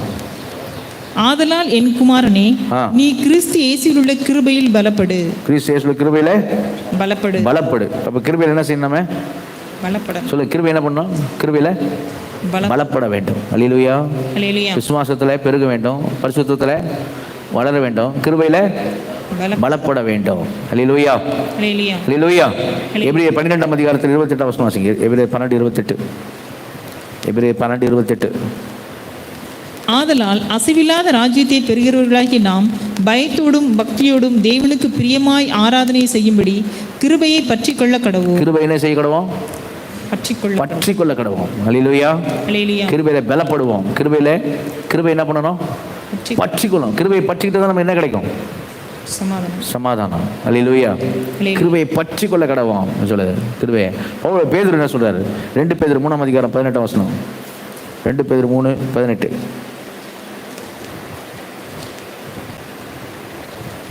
நம்முடைய கர்த்தரும் இரட்சகருமாகிய இயேசு கிறிஸ்துவின் கிருபையிலும் அவரை அறிகிற அறிவிலும் வளருங்கள். அவரை அறிகிற அறிவில் கிருபையிலே என்ன பண்ணுங்கள்? வளருங்கள். அல்லேலூயா. கிருபையிலே பலப்படுங்கள், கிருபையை பற்றி கொண்டிருங்கள், கிருபையிலே வளருங்கள். இது இருந்தா, கிருபையில பலப்பட்டா, கிருபையிலே வளர்ந்தா, கிருபை பற்றி கொண்டிருந்தா நமக்கு என்ன கிடைக்கும்? என்ன கிடைக்குங்க? சமாதானம். இப்போ கவனிங்க, முக்கியமானது நான் சொன்னேன். உலகம் ஒரு பக்கம் ஓடிக்கிட்டு இருக்குன்னு, உலகம் ஒரு பக்கம் ஓடிக்கிட்டு இருக்கு. நம்ம கிருபையை பற்றி கொண்டு கிருபையில பலப்பட்டு கிருபையில வளர்ந்தா நமக்கு என்ன கிடைக்கும்? சமாதானம். அவன் எவ்வளோ ஒன்றாலும் அவனுக்கு என்ன கிடைக்காது? துன்மார்க்கனுக்கு சமாதானம் இல்லை என்று வேதம் சொல்லுகிறார். அல்லேலூயா. அவன் எவ்வளோ ஒன்றாலும் கிடைக்காது, அவனுக்கு திருப்தி கிடைக்காது. எவ்வளோ ஒன்றாலும் திருப்தி, அவன் இன்னொருத்தவனை கம்பேர் பண்ணி தான் ஓடின்னு இருப்பான். சரியா? எப்பயும் அவனுக்கு என்ன கிடையாது? திருப்தி கிடைக்காது. எப்பயும் சமாதானம் கிடைக்காது. சமாதானம் கிடையாது அவனுக்கு வாழ்க்கையில். ஆனால் நமக்கு எப்படின்னா, சங்கீதக்காரன் அழகாக சொல்கிறார். சங்கீதம் 4 சூப்பராக சொல்கிறார். சங்கீதம் 4ஆம் சங்கீதத்தில் 7ஆம் வசனம் 8ஆம் வசனம் வாசிங்க. சங்கீதம் 4 7, 8 வசனம் ரொம்ப அருமையாக இருக்குது. சங்கீதம் 4. அவர்களுக்கு தானியமும் திராட்சை. ஆண்டவரே, உம்மை அறியாதவர்களுக்கு, உம்மை பின்பற்றாதவர்களுக்கு அவர்களுக்கு தானியமும் திராட்சரசமும் பெருகியிருக்கிற காலத்தின் சந்தோஷத்தை பார்க்கிறோம். அதிக சந்தோஷத்தை என் இருதயத்தில் தந்தி. அல்லேலூயா. அல்லேலூயா. இப்போதான் இந்த இப்போ கணக்கிடுறது எப்படி? இப்போ வந்து காரு, பங்களா அதெல்லாம் கணக்கிடுவாங்க. நகை, சரியா, கோல்டு, லேண்டு இதெல்லாம் கணக்கிடுவாங்க. அப்போ வந்து அப்படி இல்லை. தானியமும் திராட்சரசம் அந்த காலத்தில். சரியா? இந்த காலத்தில் யாருக்கு தானியம் நிறைய இருக்குதோ அவங்க தான் பணக்காரன், அவன் தான் செல்வந்தன். தானியமும் திராட்சரசம் பெருகி இருக்கிறார். அப்போ இவர் சொல்றாரு சங்கீதக்காரன், அவர்களுக்கு அறியாதவர்களுக்கு இந்த ஓட்டம் ஓடிக்கிட்டு இருக்கானே, அர்த்தமில்லாத ஓட்டம் ஓடிக்கிட்டு இருக்கானே, அவனுக்கு தானியமும் திராட்சரசம் பெருகி இருக்கிறது குறித்து அவனுக்கு ஒரு சந்தோஷம் உண்டு. தானியம் திராட்சரசம் பெருகி இருக்கிற காலத்தின் சந்தோஷத்தை பார்க்கிறோம். என்ன சந்தோஷம்? அதிக சந்தோஷத்தை யார் தந்தது? நீர் இருதயத்தில் தந்தீர். அல்லேலூயா. அல்லேலூயா. அப்படி சந்தோஷத்தை என் இருதயத்தில் தந்தீர். அதனால என்ன இது இம்பாக்ட் பாருங்க. என்ன இம்பாக்ட் பாருங்க. அடுத்த வருஷம் வசிங்க. சமாதானத்தோட படுத்துக்கொண்டு நித்திரை செய்வேன். அவன் புரண்டு போட்டு படுத்துன்னு இருப்பான். நான் எப்படி தூங்குவேன்? சமாதானத்தோடு படுத்துக்கொண்டு நித்திரை செய்வேன். அல்லேலூயா. ஏன்னா என்னது? கர்த்தாவே நீர் ஒருவரே என்னை சுகமாய் தங்க பண்ணுகிறீர். இதெல்லாம் ஏதோ கவிதை எழுதல, புரியுதா? ரைம்ஸ் போட்டு கவிதை எழுதணும், என்ன வார்த்தை போடலாம் அப்படிலாம் இல்லை. அனுபவம். இதெல்லாம் எக்ஸ்பீரியன்ஸ், அனுபவத்தில் உள்ள இருந்து வர வார்த்தை. அவர்களுக்கு தானியம் திராட்சரசம் பெருகிருக்கிற காலத்தின் சந்தோஷத்தை பார்க்கலாம் அதிக சந்தோஷத்தை என் இருதயத்தில் தந்தீர், சமாதானத்தோடு படுத்துக்கொண்டு நித்திரை செய்வேன். கர்த்தாவே, நீர் ஒருவரே என்னை சுகமாய் தங்க பண்ணுகிறேன். அல்லேலூயா. ஹல்லேலூயா. பர்க்மன்ஸ் ஒரு பாட்டு ஒன்று வந்ததுல, நீர் என்னை தாங்குவதா தூங்குவே நிம்மதியா, நீர் என்னை தாங்குவதா தூங்குவே நிம்மதியா, படுத்துறங்கி விழித்தெழுவேன், கர்த்தர் நீர் என்னை ஆதரிக்கின்றீர், படுத்துறங்கி விழித்தெழுவேன், கர்த்தர் நீர் என்னை ஆதரிக்கின்றீர், நீர் என்னை தாங்குவதா தூங்குவேன் நிம்மதியாய், நீர் என்னை தாங்குவதா தூங்குவேன் நிம்மதியா. இப்போ யாரோ தூங்கிட போறீங்க செய்தியில். ஆமாம், அப்படியே நீர் என்னை தாங்குவதால் செய்தியில் என்ன சொன்னால் தூங்குவேன் நிம்மதியா அப்படின்னு இல்லையா? எவ்வளோ அந்த வார்த்தைகள் என்ன, பிரிக்மன்ஸ் வார் கூட சும்மா இது இல்லை, கவிதை ஒரு பாட்டை என்ன பண்ணுறது, ஒரு பாட்டை கம்போஸ் பண்ணணும், என்ன வார்த்தை போடலாம் அப்படி இல்லை. அவர் ஃபாதர் வந்து பைபிள் வசனங்கள் தான், அனுபவத்தை தான் என்ன செய்வது பாட்டாது. சங்கீதக்காரன் எப்படி அப்படி தான் நம்ம ஃபாதர் பிரிக்மன்ஸ் வார் சங்கீதக்காரர் கூட. அல்லேலூயா, அல்லேலூயா. அனுபவம் தான் பாட்டு, அனுபவத்தை தான் பாட்டு. அப்போ இதெல்லாம் அனுபவம், பரிசுத்தவான்களின் அனுபவம். யாரோ பரிசுத்தவான் நினைக்கூடாது. யார் பரிசுத்தவான் சொல்லுங்க, யாரோ பரிசுத்தவான்கள்னு நம்ம ஆளுநர் வர தாட்டி அப்படி தெரியுமா, பரிசுத்தவான்களினுடைய அனுபவம் ஒரு கூட்டம். நம்மளாம் அப்படின்னு டேய் நமக்கு தாண்டாப்பா வேத நிருபத்தில் எழுதப்பட்டிருக்கு. தேவனுடைய சித்தத்தினால இயேசு கிறிஸ்து அப்போஸ்தலனாகிய பவுல் எபேசில் கிறிஸ்து இயேசுக்குள் விசுவாசிகளாக இருக்கிற பரிசுத்தவான்களுக்கு எழுதுகிறதாம். அல்லேலூயா. நமக்கு அந்த அனுபவம் இருக்கு. சரியா? அப்போ எது சமாதானத்தோடு படுத்துக்கொண்டு நித்திரை செய்வேன். கிருபை மட்டும் தாங்கிட்டா போதும். கிருபை நம்ம பற்றி கொண்டு கிருபையில பலப்பட்டு கிருபையில வளர்ந்தா சமாதானம் நம்மை தாங்கும். அல்லேலூயா, அல்லேலூயா. உலகம் கொடுக்கிற பிரகாரமாய் அல்ல. அது இன்னைக்கு இருக்கும், நாளைக்கு ஒரு வியாதி வந்தோன்னா மொத்த சொத்தும் போயிடும். அது லட்சிக்குவான். சரியா? ஆமாம், மொத்தம் போயிடும். அவன் அப்போ வயிற்றில் வாயில் அடிச்சுக்குவான். வயிற்றை கட்டி வாயை கட்டி டாக்டருக்கு போச்சே, இந்த ஹாஸ்பிட்டலுக்காரன் கொள்ளை அடிச்சிட்டானே, கொள்ளையாக அடிச்சிட்டானே அப்படின்வான். சரியா? ஆனால் ஆண்டவர் பிள்ளைங்கள் அப்படியா இல்லை. நமக்கு மேலே இருக்கிற எந்த ஆசீர்வாதத்தையும் யாரும் என்ன செய்ய முடியாது, கொள்ளடிக்க முடியாது. அல்லேலூயா. அதோட இன்னொரு ஆசீர்வாதம் என்னன்னா, சரியா, கர்த்தராகிய இயேசு கிறிஸ்து பிதாவாகிய தேவனுக்கு ஸ்தோத்திரம், அவர் கிறிஸ்துவுக்குள் உன்னதங்களிலே ஆவிக்குரிய சகல ஆசீர்வாதத்தில் நம்ம அந்த ஆசீர்வாதம் ஒரு ஆள் கூட கொள்ளடிக்க முடியாது. அல்லேலூயா. ஒரு ஆள் கூட கொள்ளடிக்க முடியாது. களவா போவே போகாது. சகல ஆசீர்வாதம், ஆவிக்குரிய சகல ஆசீர்வாதம். அல்லேலூயா. நிம்மதியா சமாதானத்தோடு படுத்துக்கொண்டு நித்திரை செய்யலாம். ஒன்றும் களவா போகாது. அல்லேலூயா. ஆமாம். சரியா? அப்போ அந்த கிருபையின் சமாதானம் ரெட்டிப்பு அலங்காரம் அங்கே சொல்லப்படுகிறதை சரி நம்ம பார்க்கிறோம். அல்லேலூயா. அதனால தான் பவுல் வந்து பிலிப்பு சபைக்கு சொல்லும் கவனிங்க, முக்கியமானது. பவுல் சிறைச்சாலை நிருபம் தான் பிலிப்பு நிருபம் கூட நான் போன வாரம் சொன்னேன். அப்போ பவுல் வந்து சிறைச்சாலைந்து பிலிப்பு நிருபத்துக்கு சொல்லும்போது, பிலிப்பு சபைக்கு சொல்லும்போது என்ன சொல்கிறார் தெரியுமா? இந்த சமாதானத்தை பற்றி பேசுகிறார். சமாதானத்தை பேசுறதுக்கு முன்னாடி சந்தோஷத்தை பற்றி பேசுகிறார். இந்த சங்கீதக்காரன் சொல்கிற மாதிரி அதிக சந்தோஷம் இருதயத்தை தந்தீர், சமாதானத்தை படுத்துக்கொண்டு நித்திரை செய்வேன். அங்கே பிலிப்பு சபையை பார்த்து சொல்கிறாரு, நீங்கள் எப்படி இருங்கள். பிலிப்பியர் 4 அதிகாரம் 4 வசனம் வாசிங்க. பிலிப்பியர் 4:4. பிலிப்பியர் 4:4 வச்சுங்க. கர்த்தருக்குள் எப்பொழுதும் சந்தோஷமாயிருங்கள், சந்தோஷமாயிருங்கள் என்று மறுபடியும் சொல்லுகிறேன். கர்த்தருக்குள் எப்படி இருங்கள்? எப்பொழுதும் சந்தோஷம், எப்போதும் சந்தோஷமாயிருங்கள். சந்தோஷமா இருக்கு. அல்லேலூயா. சந்தோஷம் ஆப்போசிட் என்னது? துக்கம். துக்கம் வேற, கவலை. பேசுறாரு பாருங்க. 5 வசனம் 6 வசனம் வாசிங்க. 6-7. நீங்கள் ஒன்றுக்கும் கவலைப்படாமல் எல்லாவற்றையும் குறித்த உங்கள் விண்ணப்பங்களை ஸ்தோத்திரத்தோடு கூடிய ஜெபத்தினாலும் வேண்டுதலினாலும் தேவனுக்கு தெரியப்படுத்துங்கள். சந்தோஷமா இருங்க. எப்போ ஏதாவது டிஸ்டர்ப் பண்ணுதா, பிரச்சனையா, என்ன பண்ணுங்க? ஜெபம் பண்ணுங்க. ட்ரான்ஸ்ஃபர் பண்ணுங்கள். எதுக்கு ட்ரான்ஸ்ஃபர் பண்ண சொல்றாரு? அடுத்த வசனம் வாசிங்க. அப்பொழுது எல்லா புத்திக்கும் மேலான தேவ சமாதானம் உங்கள் இருதயங்களையும் உங்கள் சிந்தைகளையும் கிறிஸ்து இயேசுவுக்குள்ளாக காத்துக்கொள்ளும். எது காத்துக்கொள்ளும்? எல்லா புத்திக்கும் மேலான தேவ சமாதானம். அல்லேலூயா, அல்லேலூயா, அல்லேலூயா, அல்லேலூயா. அப்போ எது அங்கே வலியுறுத்தப்படுவாங்க? தேவ சமாதானம் நம்ம ஆளுகை செய்யணும். அல்லேலூயா. ஆண்டு பிள்ளைங்களை எது ஆளுகை செய்யணும் சொல்லுங்க? ஆண்டு பிள்ளைங்க எது ஆளுகை செய்யணும்? தேவ சமாதானம். விசுவாசி பதற மாட்டான். அல்லேலூயா, அல்லேலூயா. என் மேய்ப்பர் உயிரோடு இருக்கிறார் சொல்ற மட்டும் கரங்க தெரியல சொல்லுங்க. அல்லேலூயா. நம்ம எப்போ துக்கப்படணும் தெரியுமா? மீட்பர் செத்துட்டார்னா, நமக்காய் மரித்தார், ஆனால் சதா காலம் உயிரோடு இருக்கிறார். அல்லேலூயா. ஆமா, எல்லாத்தையும் பார்த்துட்டு தான் இருக்கிறார். அவர் செய்வார். அல்லேலூயா. அவர் நடத்துவார், அவர் பண்ணுவார். சரியா? அவ்வளோதான் அந்த விசுவாசம். சரியா? சமாதானம் என்ன பண்ண? டிரான்ஸ்ஃபர் பண்ணிட்டு எப்படி இருங்க?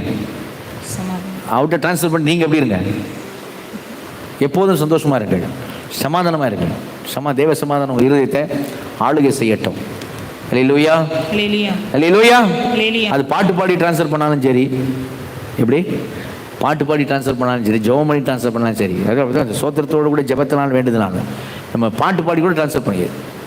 சரியா? இந்த மாதிரி பாட்டு ஏதாவது பாட்டு எடுத்து அது பாட்டு பாடி கூட என்ன பண்ணுங்க? டிரான்ஸ்ஃபர் பண்ணுங்க. ஆண்டோட டிரான்ஸ்ஃபர் பண்ணலாம்.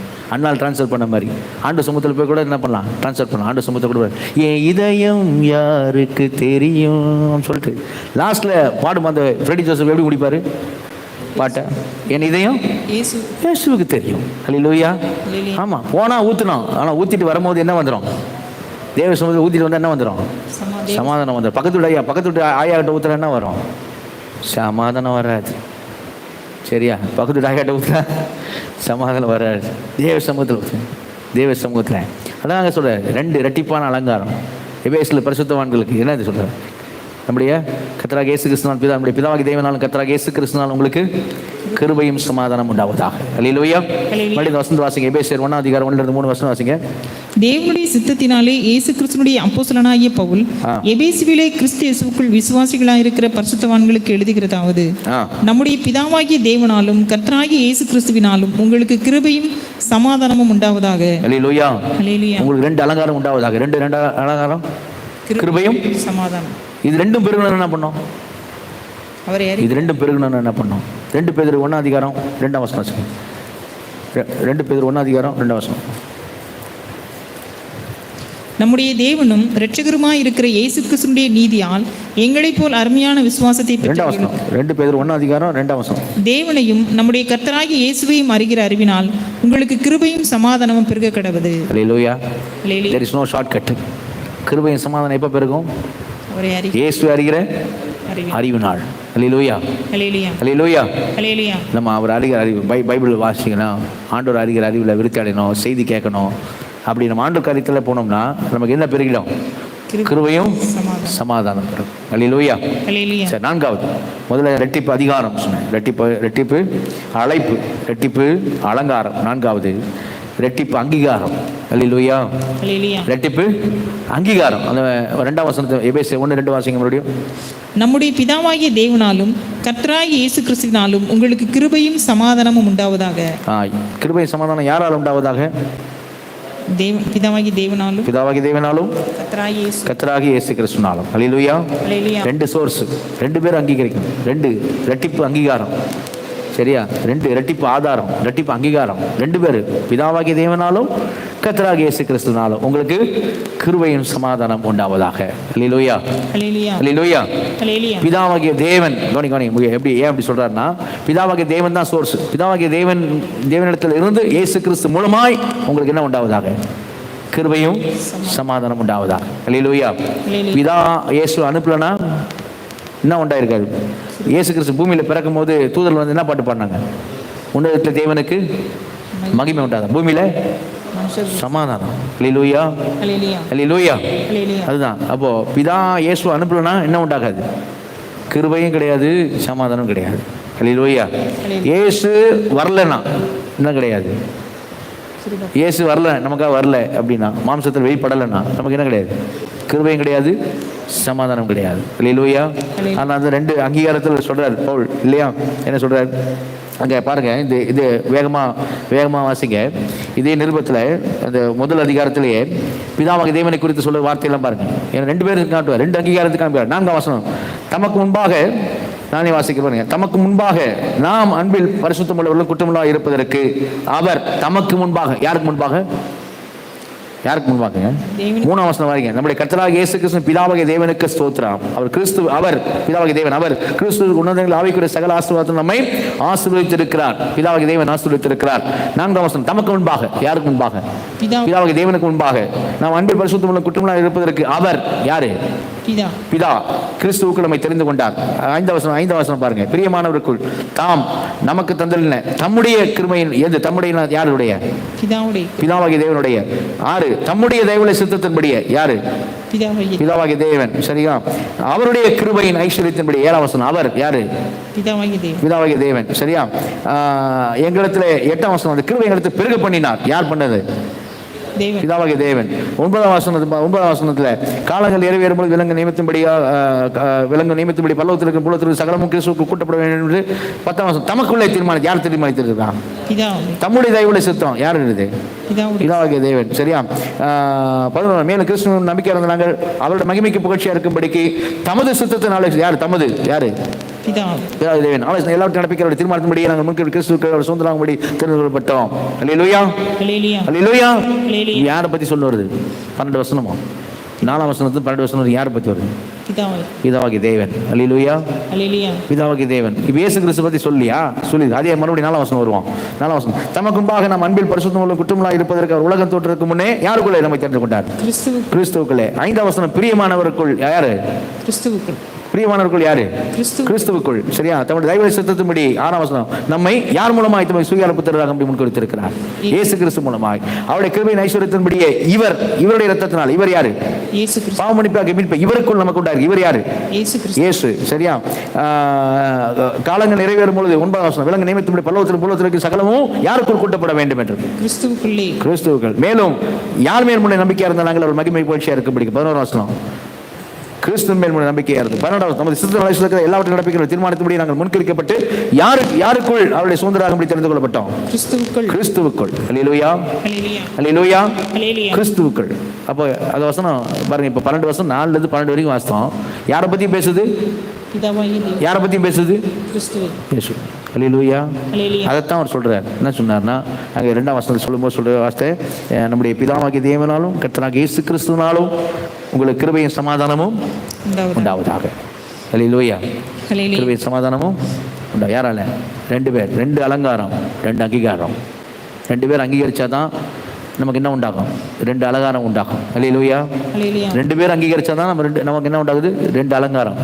பிதாவாகிய தேவனும் கர்த்தராகிய இயேசு கிறிஸ்து 2 பேர் அங்கீகரித்தால் நமக்கு என்ன உண்டாகுது? 2 அலங்காரம் உண்டாகும். கிருபையும் சமாதானம் உண்டாகும். அல்லேலூயா, அல்லேலூயா. கடைசியாக இரட்டிப்பு அவசியம். என்ன இரட்டிப்பு அவசியம் அப்படின்னா, இப்போ அதுல 3ஆம் வசனம் வாசிங்க. எபேசியர் 1:3 வசனம். நம்முடைய கர்த்தராகிய இயேசு கிறிஸ்துவின் பிதாவாகிய தேவனுக்கு ஸ்தோத்திரம். அவர் கிறிஸ்துவுக்குள் உன்னதங்களிலே ஆவிக்குரிய சகல ஆசீர்வாதத்தினாலும் நம்மை ஆசீர்வதித்திருக்கிறார். இந்த ஆவிக்குரிய சகல ஆசீர்வாதத்தை நம்மை ஆசீர்வதித்திருக்கிறார் அப்படிங்கிற அந்த ஆசீர்வாதங்களான காரியத்தை தான் முதல் 3 அதிகாரம். எபேசியர் மொத்தம் 6 அதிகாரம். முதல் 3 அதிகாரம் எதை பத்தி பேசுறது? அந்த ஆசீர்வாதங்களை பத்தி பேசுகிறது. அல்லேலூயா, அல்லேலூயா. அந்த ஆசீர்வாதங்கள் என்ன அப்படின்னு பேசுது. அடுத்த 3 அதிகாரம், 4ஆம் அதிகாரம், 5ஆம் அதிகாரம், 6ஆம் வசனம் அதை எப்படி நாம பயன்படுத்துவது, அந்த ஆசீர்வாதங்களை எப்படி நம்ம யூஸ் பண்ணுவது, எப்படி பயன்படுத்துவது அப்படி பேசும். அல்லேலூயா. முதல் 3 அதிகாரம் 2 ரெட்டிப்பு பாருங்க. ரெட்டிப்பு 6 அதிகாரம் 2 பிரியுது. முதல் 3 அதிகாரம் என்ன அப்படி பேசுது. சரியா? என்ன ஆசீர்வாதங்கள். அடுத்த 3 அதிகாரம் எப்படி அதை நாம் உபயோகப்படுத்துவது பேச. அல்லது இப்படி சொல்லலாம், இப்படி சொன்னேன். முதல் 3 அதிகாரம் பாக்கியம், எப்படி நாம் பாக்கியம் அப்படின்னு பேச. அடுத்த 3 அதிகாரம் அது எப்படி சாத்தியம் பேச. 3 அதிகாரம் பாக்கியத்தை பற்றி பேசுது. அடுத்த 3 அதிகாரம் அது எப்படி சாத்தியம் பேச. பாக்கியம் 3 அதிகாரம் பேசுது. நாம் அதுக்கு எப்படி பாத்திரவான்களாய் நடக்க வேண்டும். பாக்கியம் பாத்திரவான்களாக. பாத்திரம் எப்படி நடக்குது, பாத்திரங்களாக நடக்கிறது எப்படி. 4ஆம் அதிகாரம் 4ஆம் அதிகாரத்தை 1ஆம் வசனம் வாசிங்க. எப்படி ஆரம்பிக்க பாருங்க. 4ஆம் அதிகாரம் 1ஆம் வசனம். ஆதலால் இது வரைக்கும் சொன்ன காரியம் ஆசீர்வாதங்கள்லாம் சொல்லிட்டேன். ஆவிக்குரிய சகல ஆசீர்வாதம் என்ன எல்லா காரியம் நான் சொல்லிட்டேன். ஆதலால் அப்படி ஆரம்பிக்கிறேன். ரெட்டிப்பா பிரியுது பாருங்க. இப்போ சரியா? இவ்வளவு நேரம் சொன்னதான். இப்போ ஆதலால் கர்த்தர் நிமித்தம் கட்டுண்டவனாகிய நான் உங்களுக்கு சொல்லுகிற புத்தி என்னவெனில், ஆ. நீங்கள் அழைக்கப்பட்ட அழைப்புக்கு பாத்திரவான்களாய் நடந்து எப்படி ஆரம்பிக்குது? 4 அதிகாரம் ஆரம்பிக்கும் போது அழைக்கப்பட்ட அழைப்புக்கு பாத்திரவான்களாய் நடந்து. அல்லேலூயா. அல்லேலூயா. என்ன எப்படி நடக்கணும் அப்படின்னு தான் 4, 5, 6 அதிகாரம் 6 அதிகாரம் இருக்கு. எப்படி கவனிங்க எனக்கு கவனிங்க. 4, 5, 6 வந்து எப்படி நடக்கணும் அப்படின்னு இருக்குது. சரியா? ஆனால் ஆவியானவர் எப்படி பண்ணியிருக்காருன்னா, முதல் 3 அதிகாரம் இல்லாமல் எபேசு வெறும் 4 அதிகாரம் 5 அதிகாரம் 6 அதிகாரம் மட்டும் இருந்து வைங்களேன். இப்படி நடக்கணும், இப்படி நடக்கணும், நம்ம நடக்கணும் அப்படின்னு இருக்கோம். ஆனால் அப்படி பண்ணல. எப்படி பண்ணிட்டாருன்னா, எப்படி நடக்கணும்னு பின்னாடி வருது 3 அதிகாரத்தில். சரியா? ரெட்டிப்பும் ரெண்டும் அவசியம். எப்படி நடக்கணும்னு அவசியம். சரியா? அது எப்படி நடக்கணும்னு காமிக்க முன்னாடி நீ ஏன் அப்படி நடக்கணுன்றது முன்னாடி காமிச்சிடுறாரு. அல்லேலூயா. நீ ஏன் அப்படி நடக்கணுன்றதை 3 அதிகாரத்தில் காமிச்சிட்டு, 3 அதிகாரத்தில் ஏன் அப்படிங்கிறத காமிச்சிட்டு, இது இப்படி இருக்கிறதுனால ஆதலால் ஆதலால் இந்த காரியங்கள் இப்படி கிறிஸ்துவுக்குள்ள இப்படி இருக்கிறபடினால அதனால நீ இப்படி நட. அல்லேலூயா. அல்லேலூயா. புரியுதுங்களா?